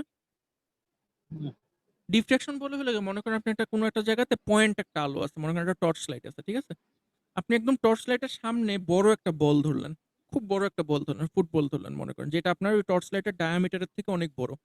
তো স্বাভাবিকভাবে কি হবে, আপনি যদি মানে দেওয়াল বরাবর ওই টর্চ লাইটটা দিয়ে আলো ফেলেন আর মাঝখানে যদি একটা বল ধরেন, তাহলে বল যে জায়গাটাতে আছে ওই জায়গাটার আপনি কি দেখবেন? কালো একটা ছায়া দেখবেন, তাই না?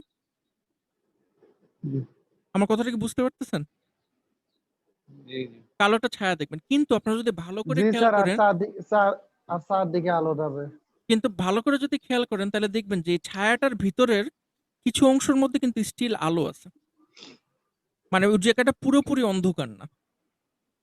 মানে আমি যদি ছবিতে আঁকি তাহলে মনে করেন এটা একটা টর্চ লাইট, এটা একটা টর্চ লাইট, আর এখানে হলো কি একটা দেওয়াল, ঠিক আছে? এখানে এই মাঝখানে আপনি একটা বড় একটা বল রাখছেন।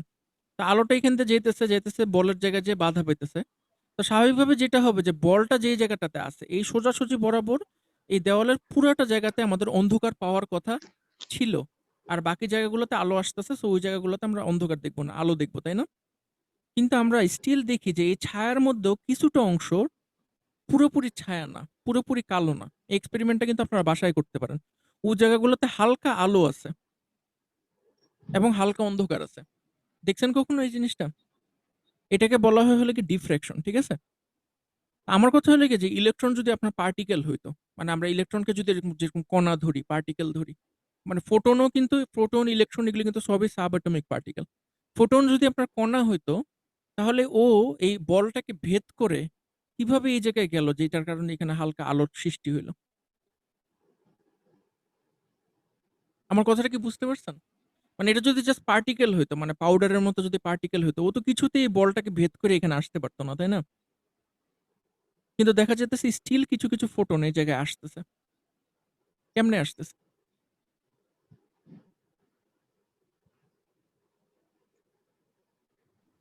এটা আসতেছে কারণ এই স্যার জায়গাতে বুঝি নাই স্যার, আরেকবার রিপিট করবেন স্যার?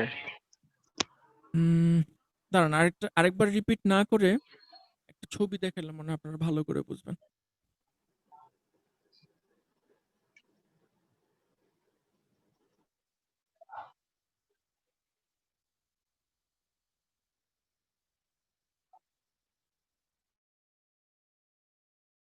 হ্যাঁ, কোনো ছবি নেই এটার।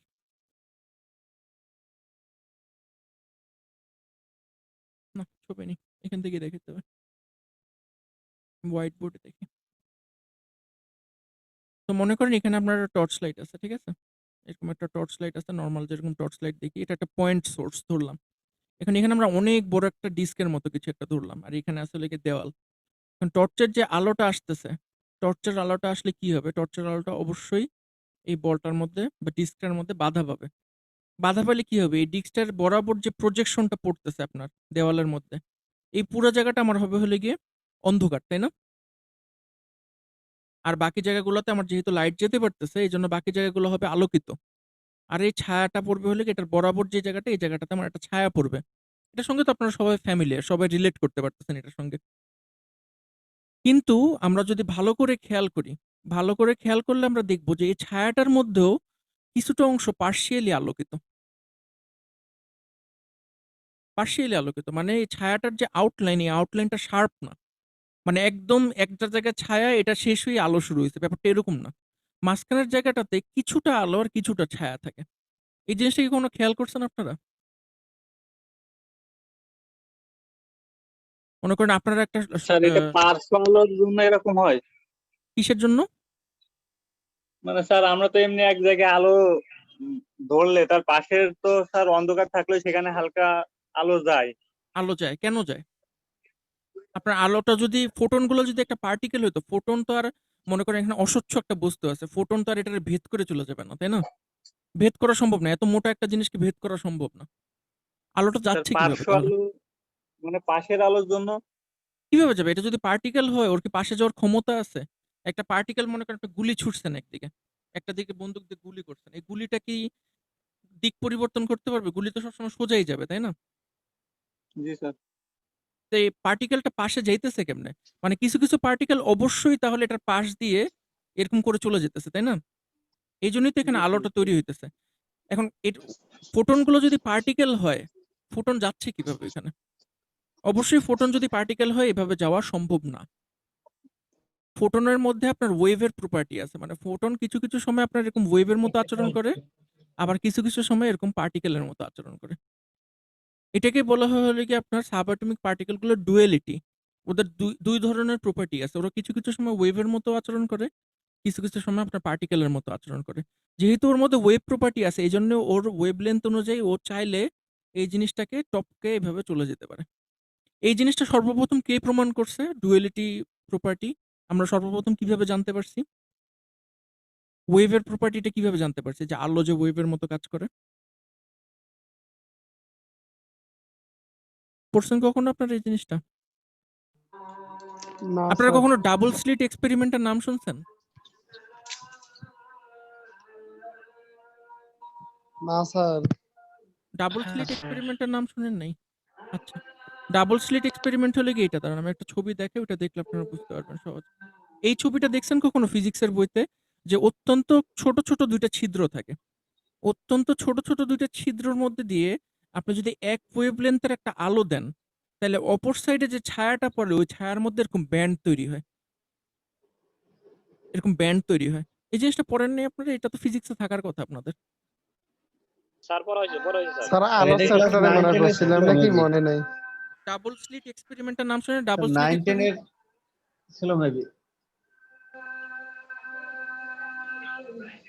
স্যার পরে থাকলে এই যে ডাবল স্লিট এখন এক্সপেরিমেন্ট কিছু মানে মনে নাই ছোট, স্যার ছোট, ওইগুলো। ছোট, ছোট ২ টা ছিদ্র দিয়ে আপনার একই ওয়েভলেংথের আলো যদি আপনি পাস করেন, তাহলে হয় কি ওয়েভলেংথ গুলো একে অন্যকে কিছু, কিছু জায়গায় ক্যানসেল করে আর কিছু, কিছু জায়গায় বাড়ায় দেয়। কিছু, কিছু জায়গায় মেক্সিমাম তৈরি হয় আর কিছু, কিছু জায়গায় মিনিমাম তৈরি হয়। তখন আমরা এরকম ফ্রিঞ্জ দেখতে পারি, ফ্রিঞ্জিং দেখতে পারি। এরকম কতগুলা তৈরি হয়, লেয়ার তৈরি হয়। মানে আলো অন্ধকার, আলো অন্ধকারের কতগুলা লেয়ার তৈরি হয়। এই জিনিসটাকে ডাবল স্লিট এক্সপেরিমেন্ট এর মানে খুব সম্ভবত ১ম যে বিজ্ঞানীটা এটা করছে ওর নাম ছিল ইয়াং। খুব সম্ভবত ইয়াং এর ডাবল স্লিট এক্সপেরিমেন্ট এই টাইপের কিছু একটা নাম ছিল। তো এই ডাবল স্লিট এক্সপেরিমেন্টের মাধ্যমে আমরা বুঝতে পারছি যে আলো আসলে এটা হলো গিয়ে ইসের মতো ওয়েভের মতো আচরণ করে। আর আলোর যে আপনার পার্টিকেল প্রপার্টি মনে হয় প্রমাণ করছে কে? আইনস্টাইন প্রমাণ করছে মনে হয়। যে আলো হলো গিয়ে আপনার পার্টিকেল হিসেবেও কাজ করে। সেটা হলো গিয়ে আইনস্টাইন প্রমাণ করছে। তো আমাদের এখন মেইন টপিকে ফেরত আসি আমরা। শ্রোডিঞ্জারের যে ওয়েভ ফাংশন, শ্রোডিঞ্জারের ওয়েভ ফাংশনটা বেসিক্যালি যেই জিনিসটা ডিটারমাইন করে সেটা হলো গিয়ে ইলেকট্রনের যে ওয়েভটা, ইলেকট্রনের ওয়েভটার মোমেন্টাম কত? ইলেকট্রনের ওয়েভটার বিভিন্ন সময়ে এটার মোমেন্টাম কত? এটা কি পরিমাণে এনার্জি হোল্ড করে? এই জিনিসটা হলো গিয়ে আমরা শ্রোডিঞ্জারের যে ওয়েভ ফাংশন, এই ওয়েভ ফাংশন দিয়ে আমরা হিসাব করতে পারি। শ্রোডিঞ্জারের ওয়েভ ফাংশনটা খুবই ইম্পর্টেন্ট একটা টুল। কালকে কারণ আপনি কোনো একটা পার্টিকুলার ওয়েভলেংথের আলো যখন আসতেছে, এই আলোটার উৎস কোথায়? বা আলোটার এক্সাইটেশন করার ক্ষমতা কতটুকু? আপনি যদি এটার এনার্জি ক্যালকুলেশন করতে চান, এই এনার্জিটা ক্যালকুলেশন করতে গেলে আপনার সবসময় শ্রোডিঞ্জারের ওয়েভ ফাংশনটা লাগবে। ঠিক আছে? আপনি যদি গুগল করেন, গুগলে দেখবেন যে শ্রোডিঞ্জার ওয়েভ ফাংশনের ইম্পোর্টেন্স বলা হয়েছে এভাবে যে wave function in quantum mechanics variable quantity that mathematically describe the wave characteristics of A particle. মানে যেকোনো একটা পার্টিকেলের ওয়েভ ক্যারেক্টারিস্টিক্স জানার জন্য আপনার যতগুলো প্যারামিটারের ভ্যালু জানা দরকার, সবগুলো প্যারামিটারের ভ্যালুই হলো কি অ্যাকচুয়ালি এই ওয়েভ ফাংশনের মধ্যে আছে। তো এই ওয়েভ ফাংশনের বিভিন্ন প্যারামিটার প্রমাণ আ মান বের করলেই আমরা বলতে পারবো যে এই ইলেকট্রনের যে ওয়েভটা, এই ওয়েভটার এনার্জি কতটুকু এটা আমরা বলতে পারবো। সো ওয়েভ ফাংশনকে জেনারেলি আমরা এই সিম্বলটা দ্বারা প্রকাশ করি। এই সিম্বলটার নাম হলো গিয়ে সাই।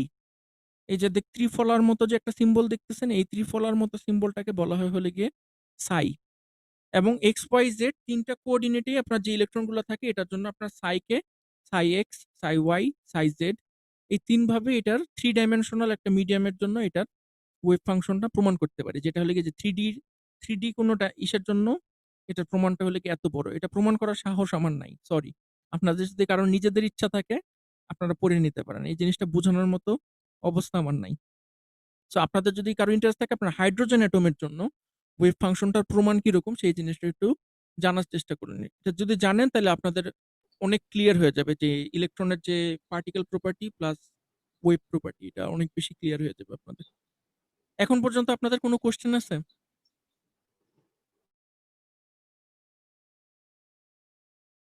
এখন পর্যন্ত কি শুধু কনফিউজড আপনারা?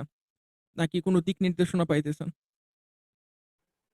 স্যার রেকর্ডিংটা পরবর্তীতে ক্লিয়ার করে শুনলে আরো বেশি সহজ আমার হয়ে যাবে। মনে হয় না রেকর্ডিংটা পড়লে খুব ভালো বুঝবেন। তার চেয়ে বরং নোটটা আর বইয়ের যে চ্যাপ্টারটা আমি দিছি ওইটা একটু ভালো করে পড়েন। ঠিক আছে? এই নোটটা অনেক সুন্দর করে লেখা। কারণ এই নোটটা যেই টিচারটা নেয় সে মানে আমাদের আহসানুল্লাহ সবচেয়ে ভালো টিচারদের মধ্যে একজন। সে জাপান থেকে পিএইচডি করে আসছে এবং সে প্রায় ৭ বছর ১০ বছর ১০ বছরের বেশি সময় ধরে সে একই কোর্সই নিতেছে। তো সে অনেক বস পাবলিক আরকি। সো এই নোটটা যদি পড়েন আমার মনে হয় যে কথাগুলা অনেক ভালো করে পরিষ্কার করে লেখা। এটা উনার তৈরি করার নোট। এটা কোনো বইয়ের অংশ না। সো আপনারা নোটটা পড়েন। আমার লেকচারের থেকেও নোটটা পড়েন বা বই পড়েন। দুটোই ভালো। উনিও মনে হয় বইটি স্ট্রিটম্যানের বই থেকেই লেখছে নোটটা। সো যেকোনো একটা করতে পারেন আপনারা। তো এখন আমরা যে জিনিসটা দেখবো আজকের লাস্ট টপিক সেটা হলো গিয়ে সিলিকনের অ্যাটমের মধ্যে যেহেতু আমাদের মেইন উদ্দেশ্য হলো গিয়ে সিলিকন। আমরা পরবর্তীতে যা কিছু পড়বো সবকিছু হলো গিয়ে সিলিকনের জন্য। তো আমরা সিলিকনের অ্যাটমিক স্ট্রাকচারটা নিয়ে কিছুটা সময় নষ্ট করব যে সিলিকনের অ্যাটমিক স্ট্রাকচারটা কিরকম।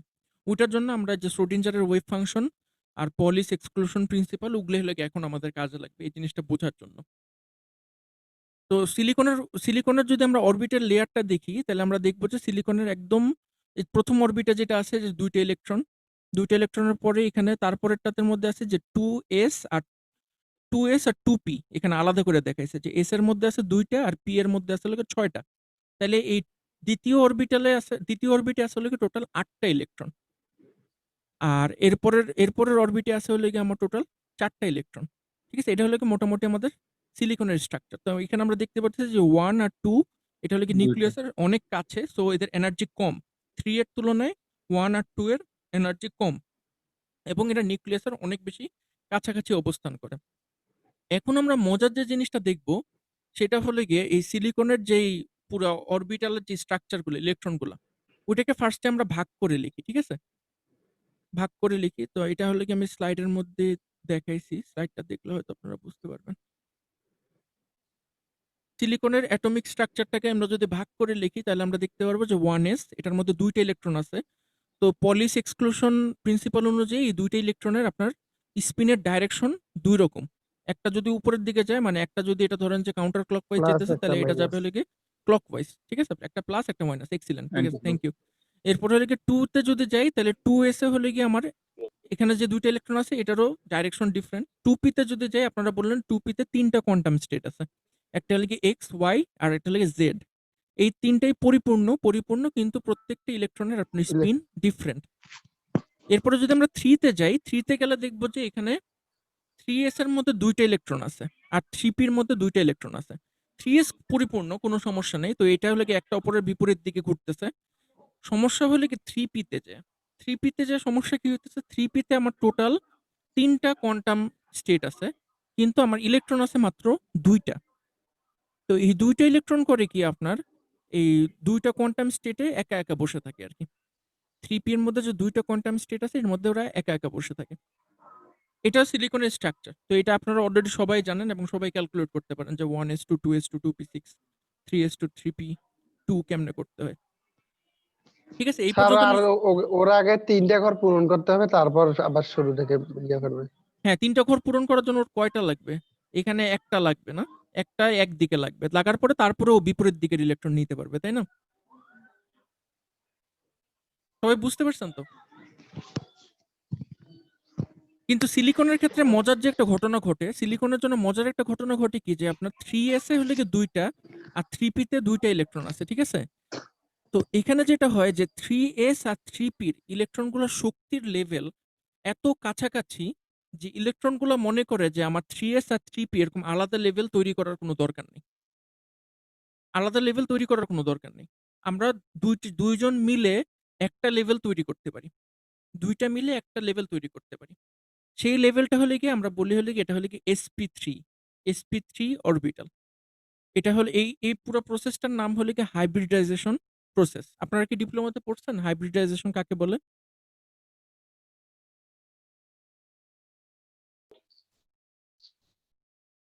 না পড়লে বলতে পারেন, পড়লেও পড়তে পারেন। হাইব্রিডাইজেশন কাকে বলে শুনছেন কখনো? না স্যার শুনি নাই। আচ্ছা। সো আমরা একটু আগে দেখলাম না যে অ্যাজিমুথাল কোয়ান্টাম নাম্বার মনে আছে? একটু আগে দেখলাম যে অ্যাজিমুথাল কোয়ান্টাম নাম্বার কি ডিটারমাইন করে যে আপনার এটা ওই এস এ আছে না পি তে আছে, এবং অ্যাজিমুথাল কোয়ান্টাম নাম্বার অনুযায়ী আমরা ওই অরবিটালটার সাইজ মানে দেখতে কিরকম এই জিনিসটা আমরা অনুমান করতে পারি। তো আপনার এস অরবিটাল আমরা জানি যে দেখতে একটা স্ফিয়ারের মতো। এই জিনিসটা নিশ্চয়ই আপনারা পড়ছেন আগে। এই জিনিসটা দেখতে একটা গোলকের মতো এস অরবিটালটা। আর পি অরবিটালটা হলে কি ৩টা আছে এক্স ওয়াই জেড, মানে একেকটা এক্সিস অনুযায়ী। তো এখানে শুধুমাত্র পি ওয়াইটা দেখানো হয়েছে। পি ওয়াইটা দেখতে একটা ডাম্বেলের মতো। মানে এটা ২ সাইডে ২টা পোল থাকে আর মাঝখানে 0 জায়গাতে ইন্টারসেক্ট করে। ঠিক আছে? আর যদি পিজেড যদি আঁকতাম, আমরা যদি পিজেড আঁকতাম তাহলে পিজেডটা আঁকতাম হলে কি এইভাবে। ঠিক আছে? যেহেতু এটা একটা 3 ডাইমেনশনাল জিনিস। আর যদি পিএক্স যদি আঁকতাম, পিএক্সটা হইতে হলে কি এরকম। তখন দেখতে পুরো সবগুলো ভর্তি থাকলে জিনিসটা দেখতে এরকম একটা ফুলের মতো লাগতো। কিন্তু এমনিতে একটা করে কোয়ান্টাম স্টেট অরবিটাল দেখতে এরকম ডাম্বেলের মতো। এটা লিখে পি। তো সিলিকনের ক্ষেত্রে যেটা দেখা যায় যে 3s আর 3p তে যে ইলেকট্রনগুলো থাকে ওই ইলেকট্রনগুলোর শক্তির লেভেল খুবই কাছাকাছি। শক্তির লেভেল খুব কাছাকাছি হওয়ার কারণে সিলিকনের ক্ষেত্রে 3s আর 3p র ইলেকট্রনগুলা একত্রে মিলিত হয়ে একটা হাইব্রিড অরবিটাল তৈরি করে। এই হাইব্রিড অরবিটালটার নাম হলো কি sp3। ঠিক আছে? sp3 hybrid orbital. ওই sp3 হাইব্রিড অরবিটালটা দেখতে হলে কি s আর p কে আপনারা যদি একত্রে করে দিলে দেখতে এরকম লাগতো। মানে এক সাইডের পোলটা ছোট হয়ে যেত, আরেক সাইডের পোলটা বড় হয়ে যায়। ঠিক আছে? এই স্টেটটাকে আমরা বলি হলো গিয়ে হাইব্রিডাইজেশন। হাইব্রিডাইজেশনের ফলে এই স্টেটটা তৈরি হয়েছে। এটাকে বলা হয় হাইব্রিডাইজড অরবিটাল। এই জিনিসটা নিশ্চয়ই আপনারা আগে পড়েন নাই। পড়ছেন হাইব্রিডাইজ কাকে বলে? না স্যার বলি নাই। এই থিওরিটার স্যার পড়া হয়েছে স্যার। এটা পড়া হয়েছে মনে হয়। আমারও মনে হয় এটা পড়া হয়েছে। এটা ইন্টারমিডিয়েট ছিল, ডিপ্লোমাতেও থাকবে। আর এটাকে আরেকটা নামে ডাকা হয়, সেটা হলো গিয়ে LCAO, linear combination of atomic orbitals. মানে 2টা অ্যাটমিক অরবিটাল মিলিত হয়ে যে একটা হাইব্রিডাইজ স্টেট তৈরি করে এটাকে বলা হয় কি linear combination of atomic orbitals অথবা হাইব্রিডাইজড অরবিটাল। 2টেই বলা হয়। সো 2টেই সঠিক, 2টার যেকোনো একটাই সঠিক। সিলিকনের ক্ষেত্রে এই ঘটনাটা ঘটে এবং আরো অনেকগুলোর ক্ষেত্রে ঘটে যে একই কাছাকাছি এনার্জি লেভেলের অরবিটাল যদি থাকে ওরা মিলিত হয়ে হাইব্রিড একটা স্টেট তৈরি করে। তো হাইব্রিড স্টেটটা আমাদের এটা জানার কি প্রয়োজন? জানার প্রয়োজন হলো কি সিলিকনের ক্ষেত্রে তখন আমরা এনার্জি গ্যাপটা হিসাব করতে পারি। এই হাইব্রিডাইজ স্টেটটা যদি আমরা ভালো করে বুঝি তখন কিন্তু সিলিকনের ক্ষেত্রে আমরা এনার্জি স্টেটটা খুব ভালো করে বুঝতে পারবো।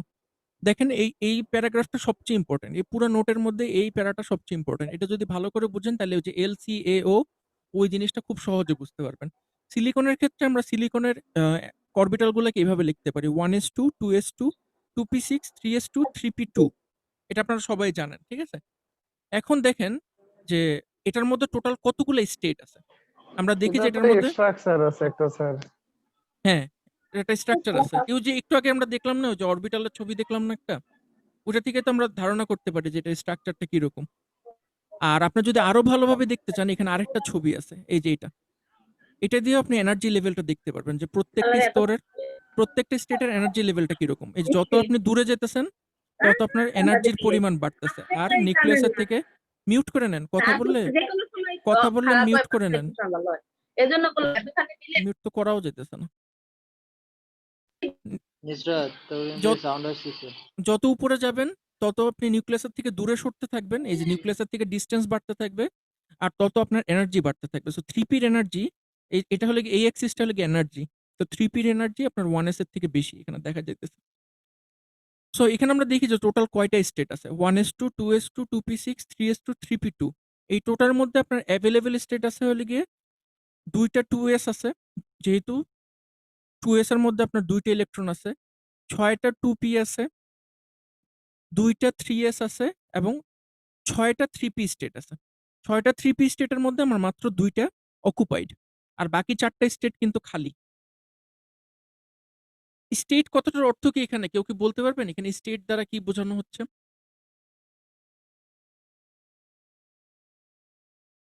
এই যে এখানে বলা হলো যে স্যার আপনার কোথায় স্যার?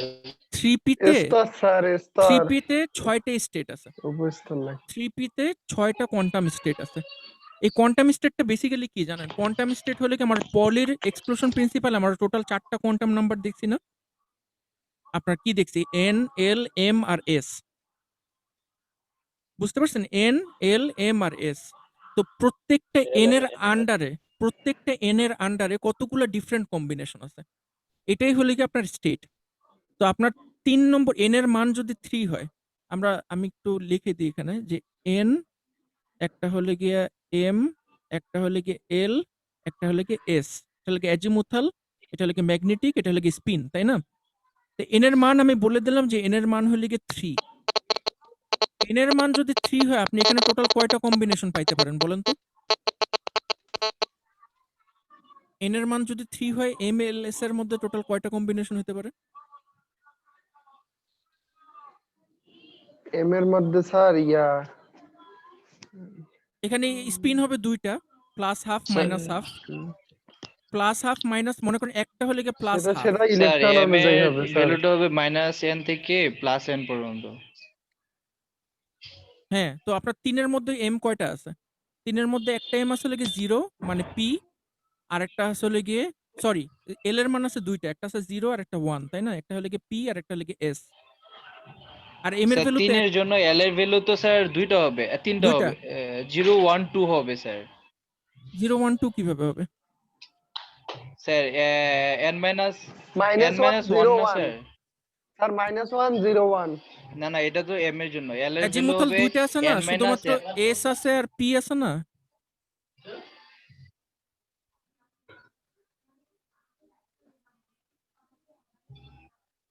স্যার এখানে তো স্যার আপনি n এর ভ্যালু 3 ধরছেন না? n হ্যাঁ, এর ভ্যালু 3 এর জন্য l এর ভ্যালু তো 3টা হবে।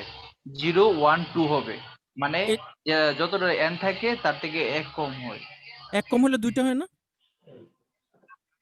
2টা হলে স্যার তাহলে 2 কই যাবে স্যার? তাহলে 2 এর জন্য তো স্যার শুধু 0 লিখতে হবে। একটু দাঁড়ান, 1 মিনিট দাঁড়ান। জি স্যার, সমস্যা নেই স্যার। 3 এর মধ্যে কি d হয়? 3 এর মধ্যে কি d হয়? আমাকে একটু বলুন তো, তাহলে আমরা হ্যাঁ একটু। স্যার 3D হ্যাঁ, হয়তো। জি তো 3 থেকে শুরু হয় হ্যাঁ, স্যার। তাহলে ঠিক বলছেন। 3 এর মধ্যে যদি d হয় তাহলে হ্যাঁ, তাহলে ঠিক আছে। তাহলে 3টে স্টেট হবে। 0 1 2। 3 এর ক্ষেত্রে যদি d হয় তাহলে 3টা হবে। হ্যাঁ, ঠিক আছে। 0 1 2 ঠিক বলছেন আপনি।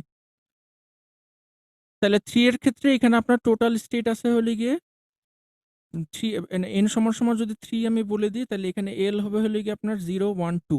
মানে 0 মানে হলো গিয়ে s, 1 হলো গিয়ে আপনার p আর 2 হলো গিয়ে আপনার d।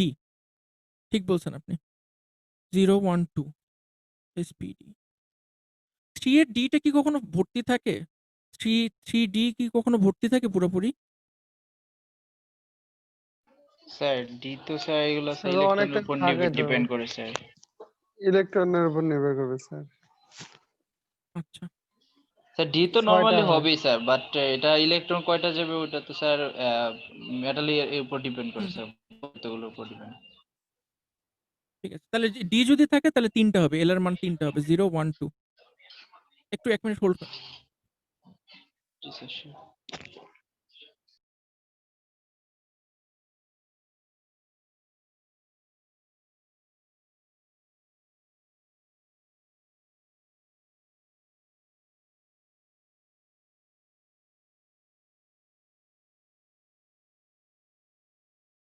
Hello, sorry. তো আপনার যদি এরকম যদি 3টে স্টেট থাকে তাহলে একটা n এর জন্য টোটাল কতগুলো কোয়ান্টাম স্টেট থাকা সম্ভব?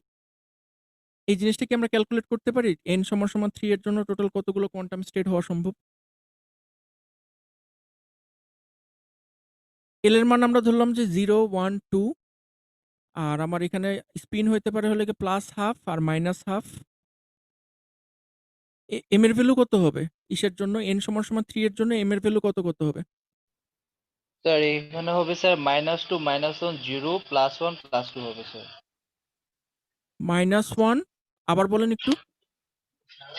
-2 থেকে শুরু হবে, -2 -1 0 -2 +1 -1 0 +2। +1 +2, এই কয়টাই? জি স্যার, এতটুকু। জি স্যার, 5টা হবে জি স্যার। তাহলে এটার জন্য টোটাল কয়টা কোয়ান্টাম স্টেট হওয়া সম্ভব? চলেন হিসাব করি। আমার এখানে টোটাল ইলেকট্রন কয়টা হবে তাহলে? ডি তে টোটাল কয়টা ইলেকট্রন ধরতে পারি আমরা? 10টা? 6টা স্যার। স্যার 10টা স্যার। 10টা না? হ্যাঁ জি 10টা। স্যার। 2টা জি টোটাল স্যার, ধরতে পারি সরি ঠিক আছে। 10টা। আর আপনার আমরা 6 এ টোটাল ধরতে পারি সরি পি তে ধরতে পারি 6টা আর এস এ ধরতে পারি 6টা। 2টা। তাহলে হলো টোটাল 18টা। মানে 3 নম্বর অরবিটে আমার টোটাল 18টা কোয়ান্টাম স্টেট থাকা সম্ভব। মানে 18টা ডিফারেন্ট কোয়ান্টাম নাম্বার থাকবে আমার। প্রত্যেকটা ইলেকট্রনের জন্য কিন্তু আমার ডিফারেন্ট কোয়ান্টাম নাম্বার হবে, তাই না? কোনোটার কোয়ান্টাম নাম্বার কিন্তু আরেকটার সঙ্গে মিলবে না। ঠিক আছে? সো এইগুলোই হলো গিয়ে আপনার ডিফারেন্ট কোয়ান্টাম স্টেট। একেকটা ডিফারেন্ট কোয়ান্টাম স্টেট। তেমনি সিলিকনের ক্ষেত্রে আমার যেহেতু ডি নাই, টোটাল আছে হলো গিয়ে এস আর পি। এজন্য আমার টোটাল এখানে কোয়ান্টাম স্টেট থার্ড অরবিটালে কয়টা হওয়া সম্ভব? এস এর জন্য হওয়া সম্ভব হলো গিয়ে 2টা আর পি এর জন্য হওয়া সম্ভব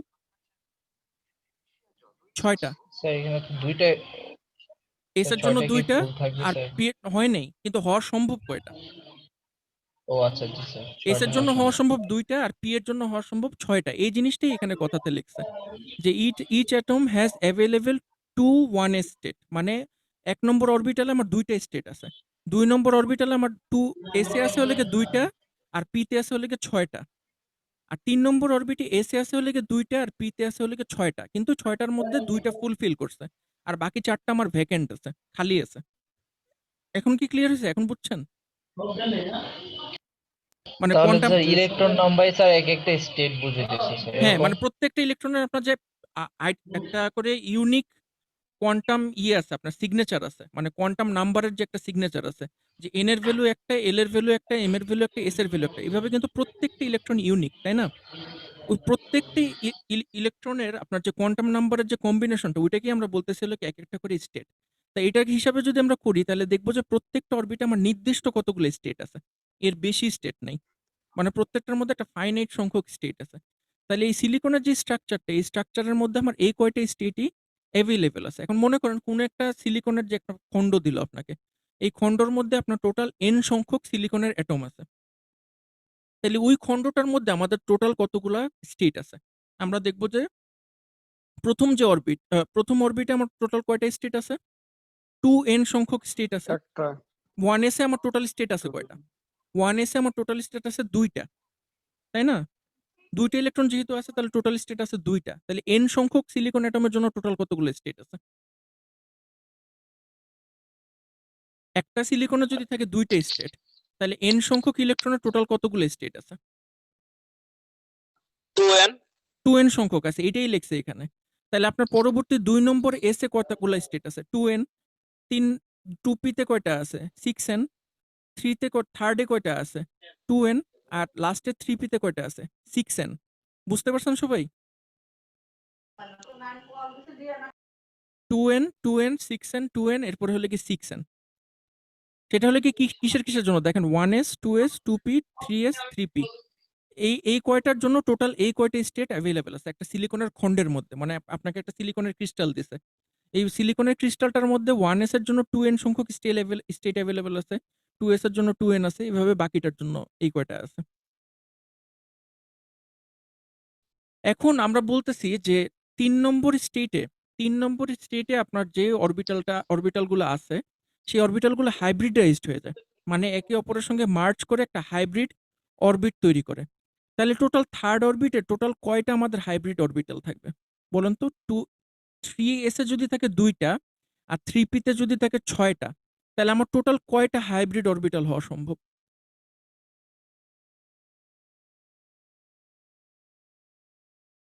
টোটাল কয়টা হাইব্রিড অরবিটাল হওয়া সম্ভব?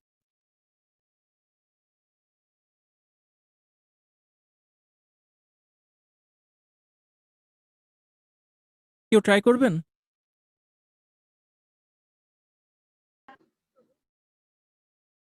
8টা। টোটাল 8টা হাইব্রিড অরবিটাল থাকা সম্ভব। এখানে এটার একটা উদাহরণ দিছে যে আপনার কোনো একটা জায়গায় যদি 2s থাকে, 2s এর মধ্যে যদি একটা থাকে আর 2p এর মধ্যে যদি 3টা থাকে, তাহলে এটাকে যদি আপনি হাইব্রিডাইজ করেন তাহলে 4টা হাইব্রিড তৈরি হবে। মানে এখানে একটা আর এখানে 3টা। এই 3টা আর একটা মিলে টোটাল 4টা হাইব্রিড অরবিট তৈরি করবে এবং প্রত্যেকটার মধ্যে একটা করে ইলেকট্রন থাকবে। সিমিলারলি আপনার সিলিকনের ক্ষেত্রে আমরা দেখছি যে সিলিকনের ক্ষেত্রে টোটাল স্টেট আছে হলো কি 3 এর জন্য এখানে আছে 2টা এস এ আর পি তে আছে 6টা। তাহলে এখানে টোটাল 8টা হাইব্রিড অরবিট তৈরি হওয়া সম্ভব। আপনার যদি কোনো কনফিউশন থাকে চুপ না করে থেকে কোশ্চেন করতে পারেন। আমিও বুঝি নাই স্যার। আমি মানে আমার বোঝানো তো ভুল হইতে পারে। সো আপনারা না বুঝতেই পারেন, কোনো সমস্যা নেই।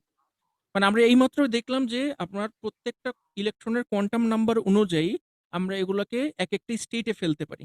যেমন প্রথম যে অরবিট আছে, প্রথম অরবিটে আমরা শুধুমাত্র একটা অরবিটালই আছে S। তাহলে এটার মধ্যে টোটাল স্টেট হওয়া কয়টা সম্ভব? কোয়ান্টাম স্টেট কয়টা হওয়া সম্ভব? 2টা। সেকেন্ড অরবিটালে টোটাল কয়টা হওয়া সম্ভব? S এ হওয়া সম্ভব 2টা, P এ হওয়া সম্ভব 6টা। সিমিলারলি 3 এ কয়টা হওয়া সম্ভব? সিলিকনের ক্ষেত্রে S এর জন্য 2টা আর P এর জন্য 6টা। আর কোনো অণুতে যদি D থাকতো, D থাকলে টোটাল এখানে 18টা হইতো। কিন্তু এখানে সিলিকনের জন্য S এ আছে 2টা আর P তে আছে 6টা। একটু আগে আমরা বললাম যে S এবং P এর যে ইলেকট্রনগুলো এদের শক্তি খুবই কাছাকাছি। এইজন্য ওরা 2টা মিলে গিয়ে হাইব্রিড অরবিটাল তৈরি করে। মানে তখন আর S আর P কে আলাদা করা যায় না। 2টা মিলে একটা হাইব্রিড অরবিট তৈরি করে, যেটার নাম আমরা দিছি sp3। তাহলে এখানে টোটাল কয়টা হাইব্রিড অরবিটাল হওয়া সম্ভব? এটা আমি জিজ্ঞেস করতেছি আপনাদেরকে। যে এখানে যদি 2টা কোয়ান্টাম স্টেট থাকে আর এখানে যদি 6টা কোয়ান্টাম স্টেট থাকে, তাহলে টোটাল কয়টা হাইব্রিড অরবিটাল হওয়া সম্ভব? স্যার 3 এ হচ্ছে 8টা, 2 এ হবে 8টা আর 1 এ 2টা, তাই তো? 3 এ 6টা আর এখানে হলে গিয়ে মানে হাইব্রিড তো শুধু আউটারেই হইতে পারে। হাইব্রিড তো আর এখানে হবে না। 2 তে তো আর হাইব্রিড হবে না। হাইব্রিড হবে হলে 3 তে যাই। তো এখানে যদি আপনার হাইব্রিড হয়, তাহলে এখানে যদি আপনার হাইব্রিড হয় টোটাল কয়টা হাইব্রিড হওয়া সম্ভব? অরবিট হওয়া সম্ভব, অরবিটাল হওয়া সম্ভব? 8টা। মানে এই স্যার হাইব্রিড 6টা হয়ে গেলে কি? হাইব্রিড হয়ে গেলে প্রত্যেকটা স্টেটে আপনার একটা করে ইলেকট্রন থাকবে। তাহলে 8টা আছে। 8টা হওয়া সম্ভব এখানে। সিলিকনের ক্ষেত্রে এখানে 8টা হওয়া সম্ভব। ঠিক আছে? এই 8টা হওয়ার কারণে যেটা হয়, যে একটু আগে বললাম না যে হাইব্রিড অরবিটালে আপনার যদি 8টা হয়, তাহলে ইলেকট্রন সবার ফার্স্টে কি চেষ্টা করবে? যে একই স্পিনে 8টাকে আগে পূরণ করার চেষ্টা করবে, তাই না? আমরা তো একটু আগে দেখলাম যে মনে করেন 3p2 কেন হয়? 3p2 হয় কারণ px আর py তে আগে এক স্পিনে ইলেকট্রন ঢুকে। ওরা ফার্স্টে এক স্পিনে পূরণ করে তারপরে বিপরীত স্পিনটা ঢুকা শুরু করে। আপনারাই তো বললেন একটু আগে, দেখলেন, তাই না? তাহলে আমার যদি এখানে টোটাল জি স্যার।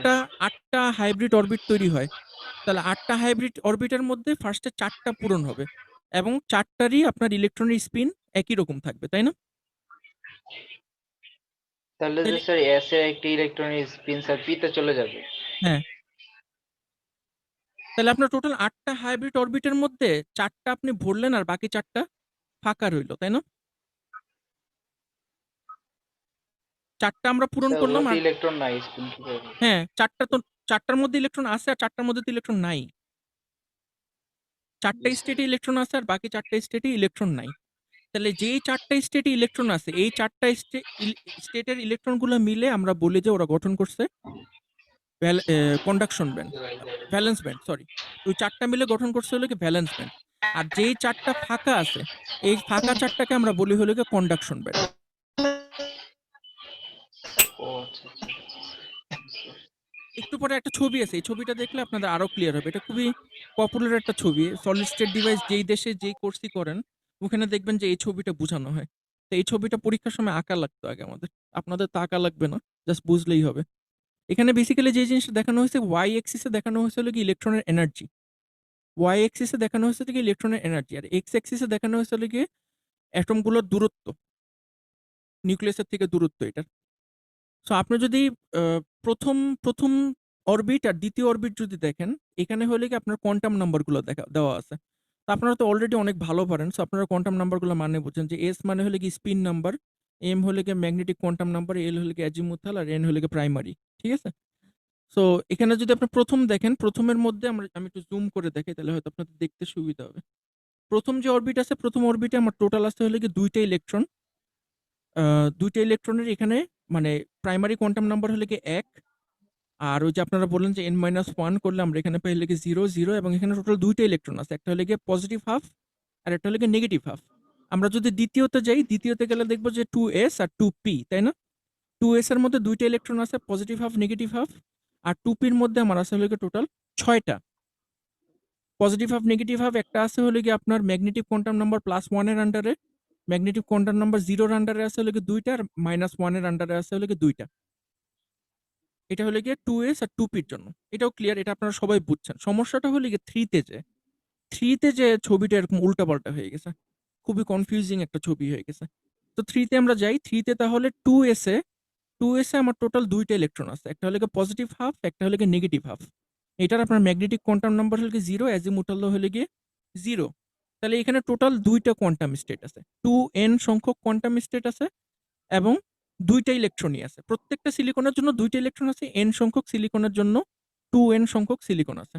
আর আমরা যদি p তে যাই, p তে গেলে দেখব যে আমরা টোটাল এভেইলেবল কোয়ান্টাম স্টেট আছে 6 টা, যেটার মধ্যে আমাদের 2 টা ইলেকট্রন আছে আর বাকি 4 টা খালি, কোনো ইলেকট্রন নাই। সো এখন এই 2 টা স্টেট হাইব্রিডাইজেশনের কারণে মিলে গিয়ে একই রকম কতগুলো অরবিটাল তৈরি করে, যেটাকে আমরা বলি হলো গিয়ে হাইব্রিড অরবিটাল বা হাইব্রিডাইজেশন প্রসেস। হাইব্রিডাইজেশন প্রসেসের ফলে আমার টোটাল 8 টা স্টেট তৈরি হয়। 8 টা হাইব্রিড sp3 অরবিটাল তৈরি হয়, যেটার মধ্যে 4 টা শুধুমাত্র 4 টা ইলেকট্রন দ্বারা পূর্ণ থাকে আর বাকি 4 টা হলো গিয়ে খালি। এই যে দেখেন এখানে ভাগ হয়ে গিয়ে 2 টা অরবিটাল তৈরি হয়ে গেল। একটা হলো গিয়ে ওই যে আপনার 4 টা লোয়ার এনার্জির sp3, এটার মধ্যে টোটাল 4 টা ইলেকট্রন আছে আর 4 টার মধ্যে ইলেকট্রন নাই। এই যে 4 টা sp3 আর এই 4 টা sp3 এর মাঝখানের যে এনার্জি গ্যাপটা, এই এনার্জি গ্যাপটাকে বলা হয় হলো গিয়ে ব্যান্ড গ্যাপ। আমরা প্রথম ক্লাসে যে ব্যান্ড গ্যাপটা দেখছিলাম ওই ব্যান্ড গ্যাপটা এখান থেকেই আসে। এই যে আপনার 4 টা এই হাইব্রিড অরবিটাল ভর্তি আর 4 টা হাইব্রিড অরবিটাল খালি। আপনি যদি কোনোভাবে এনার্জি দিয়ে এই 4 টা ভর্তি হাইব্রিড অরবিটালের একটা ইলেকট্রন এই অরবিটালে নিয়ে যেতে পারেন কোনোভাবে, তাহলেই এটা হয়ে যাবে হলো কি আপনার ফ্রি ইলেকট্রন। এবং এটার মাঝখানের যে গ্যাপটা, এই গ্যাপটা হলো কি আপনার ব্যান্ড গ্যাপ, যেটাকে আমরা এনার্জি ব্যারিয়ার বলি। সিলিকনের জন্য আমরা এনার্জি ব্যারিয়ারটি হিসাব করতে পারি। এবং অনেক সময় দেখবেন যে এটাকে বলা হলো গিয়ে ফরবিডেন ব্যান্ড। এটাকে বলা হয় ফরবিডেন ব্যান্ড, মানে কোনো অবস্থাতেই এই স্টেটে কোনো ইলেকট্রন থাকবে না। ব্যান্ড গ্যাপের যে স্টেটটা, এই স্টেটে কোনো ইলেকট্রন থাকবে না। এই জন্য এটার আরেকটা নাম হলো গিয়ে ফরবিডেন ব্যান্ড। গ্যাপ। আপনাদের কি এই পর্যন্ত কোনো কোশ্চেন আছে? এটাই লাস্ট টপিক আজকে। আমি নিজেও এই জিনিসগুলো স্যার মানে বুঝতে এই জিনিসগুলো মানে এত কি বলবো, মানে কঠিন, এত ফিজিক্স রিলেটেড, অনেক এত বুঝে চিন্তা ফেলছি করতে হয়। স্যার। আমি নিজেই মাঝে মাঝে আমি তো এই সেমিস্টারে ফার্স্ট প্রথম নিতেছি দিকে সলিড স্টেট। যেগুলো পড়েছেন স্যার ওগুলো পারবো স্যার। এটা পারবেন না, এই যে স্যার আমাদের হাইব্রিডাইজেশন আগে প্রসেসটা বইগুলো পারবেন না। হয়ে যাবে আর শেষ এটা পারবো এটা স্যার। একটু আর ওই যে মাঝখানে কি যেন এটা একটা থিওরি পারবো। পড়াইলেন যে ক্যালকুলেশন স্যার, ওগুলো তো আমি পড়াইনি আপনাদেরকে, ওইটা কোনো আমি প্রবলেম ক্যালকুলেশন হয়েছে স্যার, পড়াইছি? ক্যালকুলেশন পড়াই নাই তো, এতটুকুই ওই যে পড়েন। স্যার দেখাইছেন ওটা তো, ও আচ্ছা এটা হ্যাঁ, দিয়ে স্কিপ করতে হবে। হ্যাঁ এতটুকুই পড়েন। আমরা নেক্সট ক্লাসে তাহলে একটা ক্লাসের শুরুতেই গুগল ফর্মে একটা ক্লাস টেস্ট নিই এখন পর্যন্ত, ঠিক আছে? ঠিক কি আছে বলেন? স্যার। মাঝখানে আপনাদের ইসের ছুটিও স্যার আছে, পূজার ছুটি স্যার আছে। হ্যাঁ স্যার বলেন। আমাদের কি ছুটি? ওই ছুটি তো বন্ধ পাবো না আমরা। না তবে এখন সোমবার স্যার ছুটি পাবেন তো? আগামী উইকে নিলে স্যার ভালো হবে স্যার। আগামী উইকে নিয়ে, এখন কারণ প্রেশার হচ্ছে কম। স্যার কারণ মিড টার্ম হলে পরে 18 স্যার তারিখ প্রেসার থেকে। পড়ে যাবে স্যার, মিড টার্ম অনেকগুলো হলে কি 18 একসাথে তারিখ চলে থেকে। আসবে। মিড টার্মের আগে দেখবেন অনেক প্রেশার। এই ক্লাস টেস্ট, তারপরে অ্যাসাইনমেন্ট জমা দাও, এই জমা দাও, সেই জমা দাও। তাহলে আমাদের এসের সিলেবাস কি রাখলাম? আমাদের প্রথম ক্লাস লেকচারে যেটা ছিল, দ্বিতীয় ক্লাস লেকচারে তো ওখানে তো যা যা প্রসেস পড়ানো হয়েছে, এই প্রসেসের মধ্যে থেকে আপনারা মেইনলি যে জিনিসটা জেনে আসবেন সেটা হলো গিয়ে ওই যে আপনার ইসের স্ট্রাকচার গুলা, ক্রিস্টালিন স্ট্রাকচার গুলা, ল্যাটিস কাকে বলে, ইউনিট সেল কাকে বলে, ইউনিট সেল কয় ধরনের হয়, তারপরে ক্রিস্টাল স্ট্রাকচার কয় ধরনের হয়, মেটালের মধ্যে কি কি স্ট্রাকচার দেখা যায়, তারপরে হলো সেমিকন্ডাক্টরের মধ্যে কি কি স্ট্রাকচার দেখা যায়, মিলার ইন্ডেক্স কেমনে হিসাব করতে হয়, এবং ফাইনালি আমরা দেখছিলাম হলো গিয়ে প্রসেস কিভাবে আমরা সিলিকন তৈরি করি, ইলেকট্রনিক্স কিভাবে তৈরি করি, ওই প্রসেসগুলা। আর আজকের ক্লাস থেকে যেটা দেখবেন, বোরের প্রিন্সিপালটা দেখবেন, পলিস এক্সক্লুশন প্রিন্সিপাল দেখবেন, হাইজেনবার্গের অনিশ্চিত সূত্র থেকে শুধুমাত্র এটা জানবেন যে এটার মূলনীতিটা কি, যে ইলেকট্রনের গতি মাপলে পজিশন মাপতে পারবেন না, পজিশন মাপলে গতি মাপতে পারবেন না। ওয়েভ ফাংশন থেকে কিচ্ছু পড়া লাগবে না, শ্রোডিঞ্জারের ওয়েভ ফাংশন থেকে কিচ্ছু পড়া লাগবে না। আপনারা যে জিনিসটা খুব ভালো করে পড়বেন সেটা হলো কি সিলিকনের ব্যান্ড গঠনটা কেমনে হয়, এই যে আপনার হাইব্রিড অরবিটালটা কিভাবে তৈরি হয়, এবং এই এনার্জি গ্যাপটা আমরা কিভাবে হিসাব করি, ভ্যালেন্স ব্যান্ড এবং কন্ডাকশন ব্যান্ডের কনসেপ্টটা কিভাবে আসে এখান থেকে, এই জিনিসটা আপনারা পড়বেন। আমার মনে হয় এটাতেই ক্লাস টেস্টের সিলেবাস হয়ে যাবে। টোটাল 15টা কোশ্চেন থাকবে, 20 মিনিট সময় থাকবে, 20 মিনিটের মধ্যে 15টা কোশ্চেন আনসার করবেন, শেষ। স্যার একটু টাইমের ব্যাপারে একটু বলতে দিচ্ছিলাম, হ্যাঁ আমাদের বলেন। তো অনেকের নেটের প্রবলেম হয় স্যার, তো একটু সময়টা বাড়ায় দিলে স্যার ভালো আর হয়। সবগুলো কি এমসিকিউ টাইপের থাকবে? সব এমসিকিউ থাকবে। স্যার গ্রামের বাড়িতে নেটওয়ার্ক প্রবলেম, একটু সময় দিতে হবে। সময় বাড়া দিলে নেটের প্রবলেম সলভ হবে কেমনে? স্যার একটু 5-10 মিনিট বেশি দিতে পারেন, অনেকে আচ্ছা ঢুকতে ঠিক বা আছে, অনেক প্রবলেম হয় ঠিক স্যার। আছে, আমি ঠিক আছে। গ্রামে আমি ছিলাম স্যার, জানি স্যার। ঠিক আছে, আমি এটা বাড়ায় দিব। আপনারা সিলেবাসটা বুঝতে পারছেন না? চলো সিলেবাস শেষ করে দাও। আমি আশা করি এটা সহজ হবে জি অনেক স্যার, আপনাদের বুঝতে জন্য। পেরেছি। ঠিক আছে? তারপর এই পরীক্ষা আমরা ওকে আধা স্যার। ঘন্টার পরীক্ষা নিয়ে তারপর আমরা নেক্সট ক্লাসে অল্প কিছু পড়ে সামনের ক্লাস শেষ হয়ে যাবে। Okay sir. ঠিক আছে তাইলে আপনারা তাহলে ভালো থাকেন, আবার নেক্সট উইকে দেখা হবে আপনাদের সঙ্গে। জি স্যার, ওকে স্যার।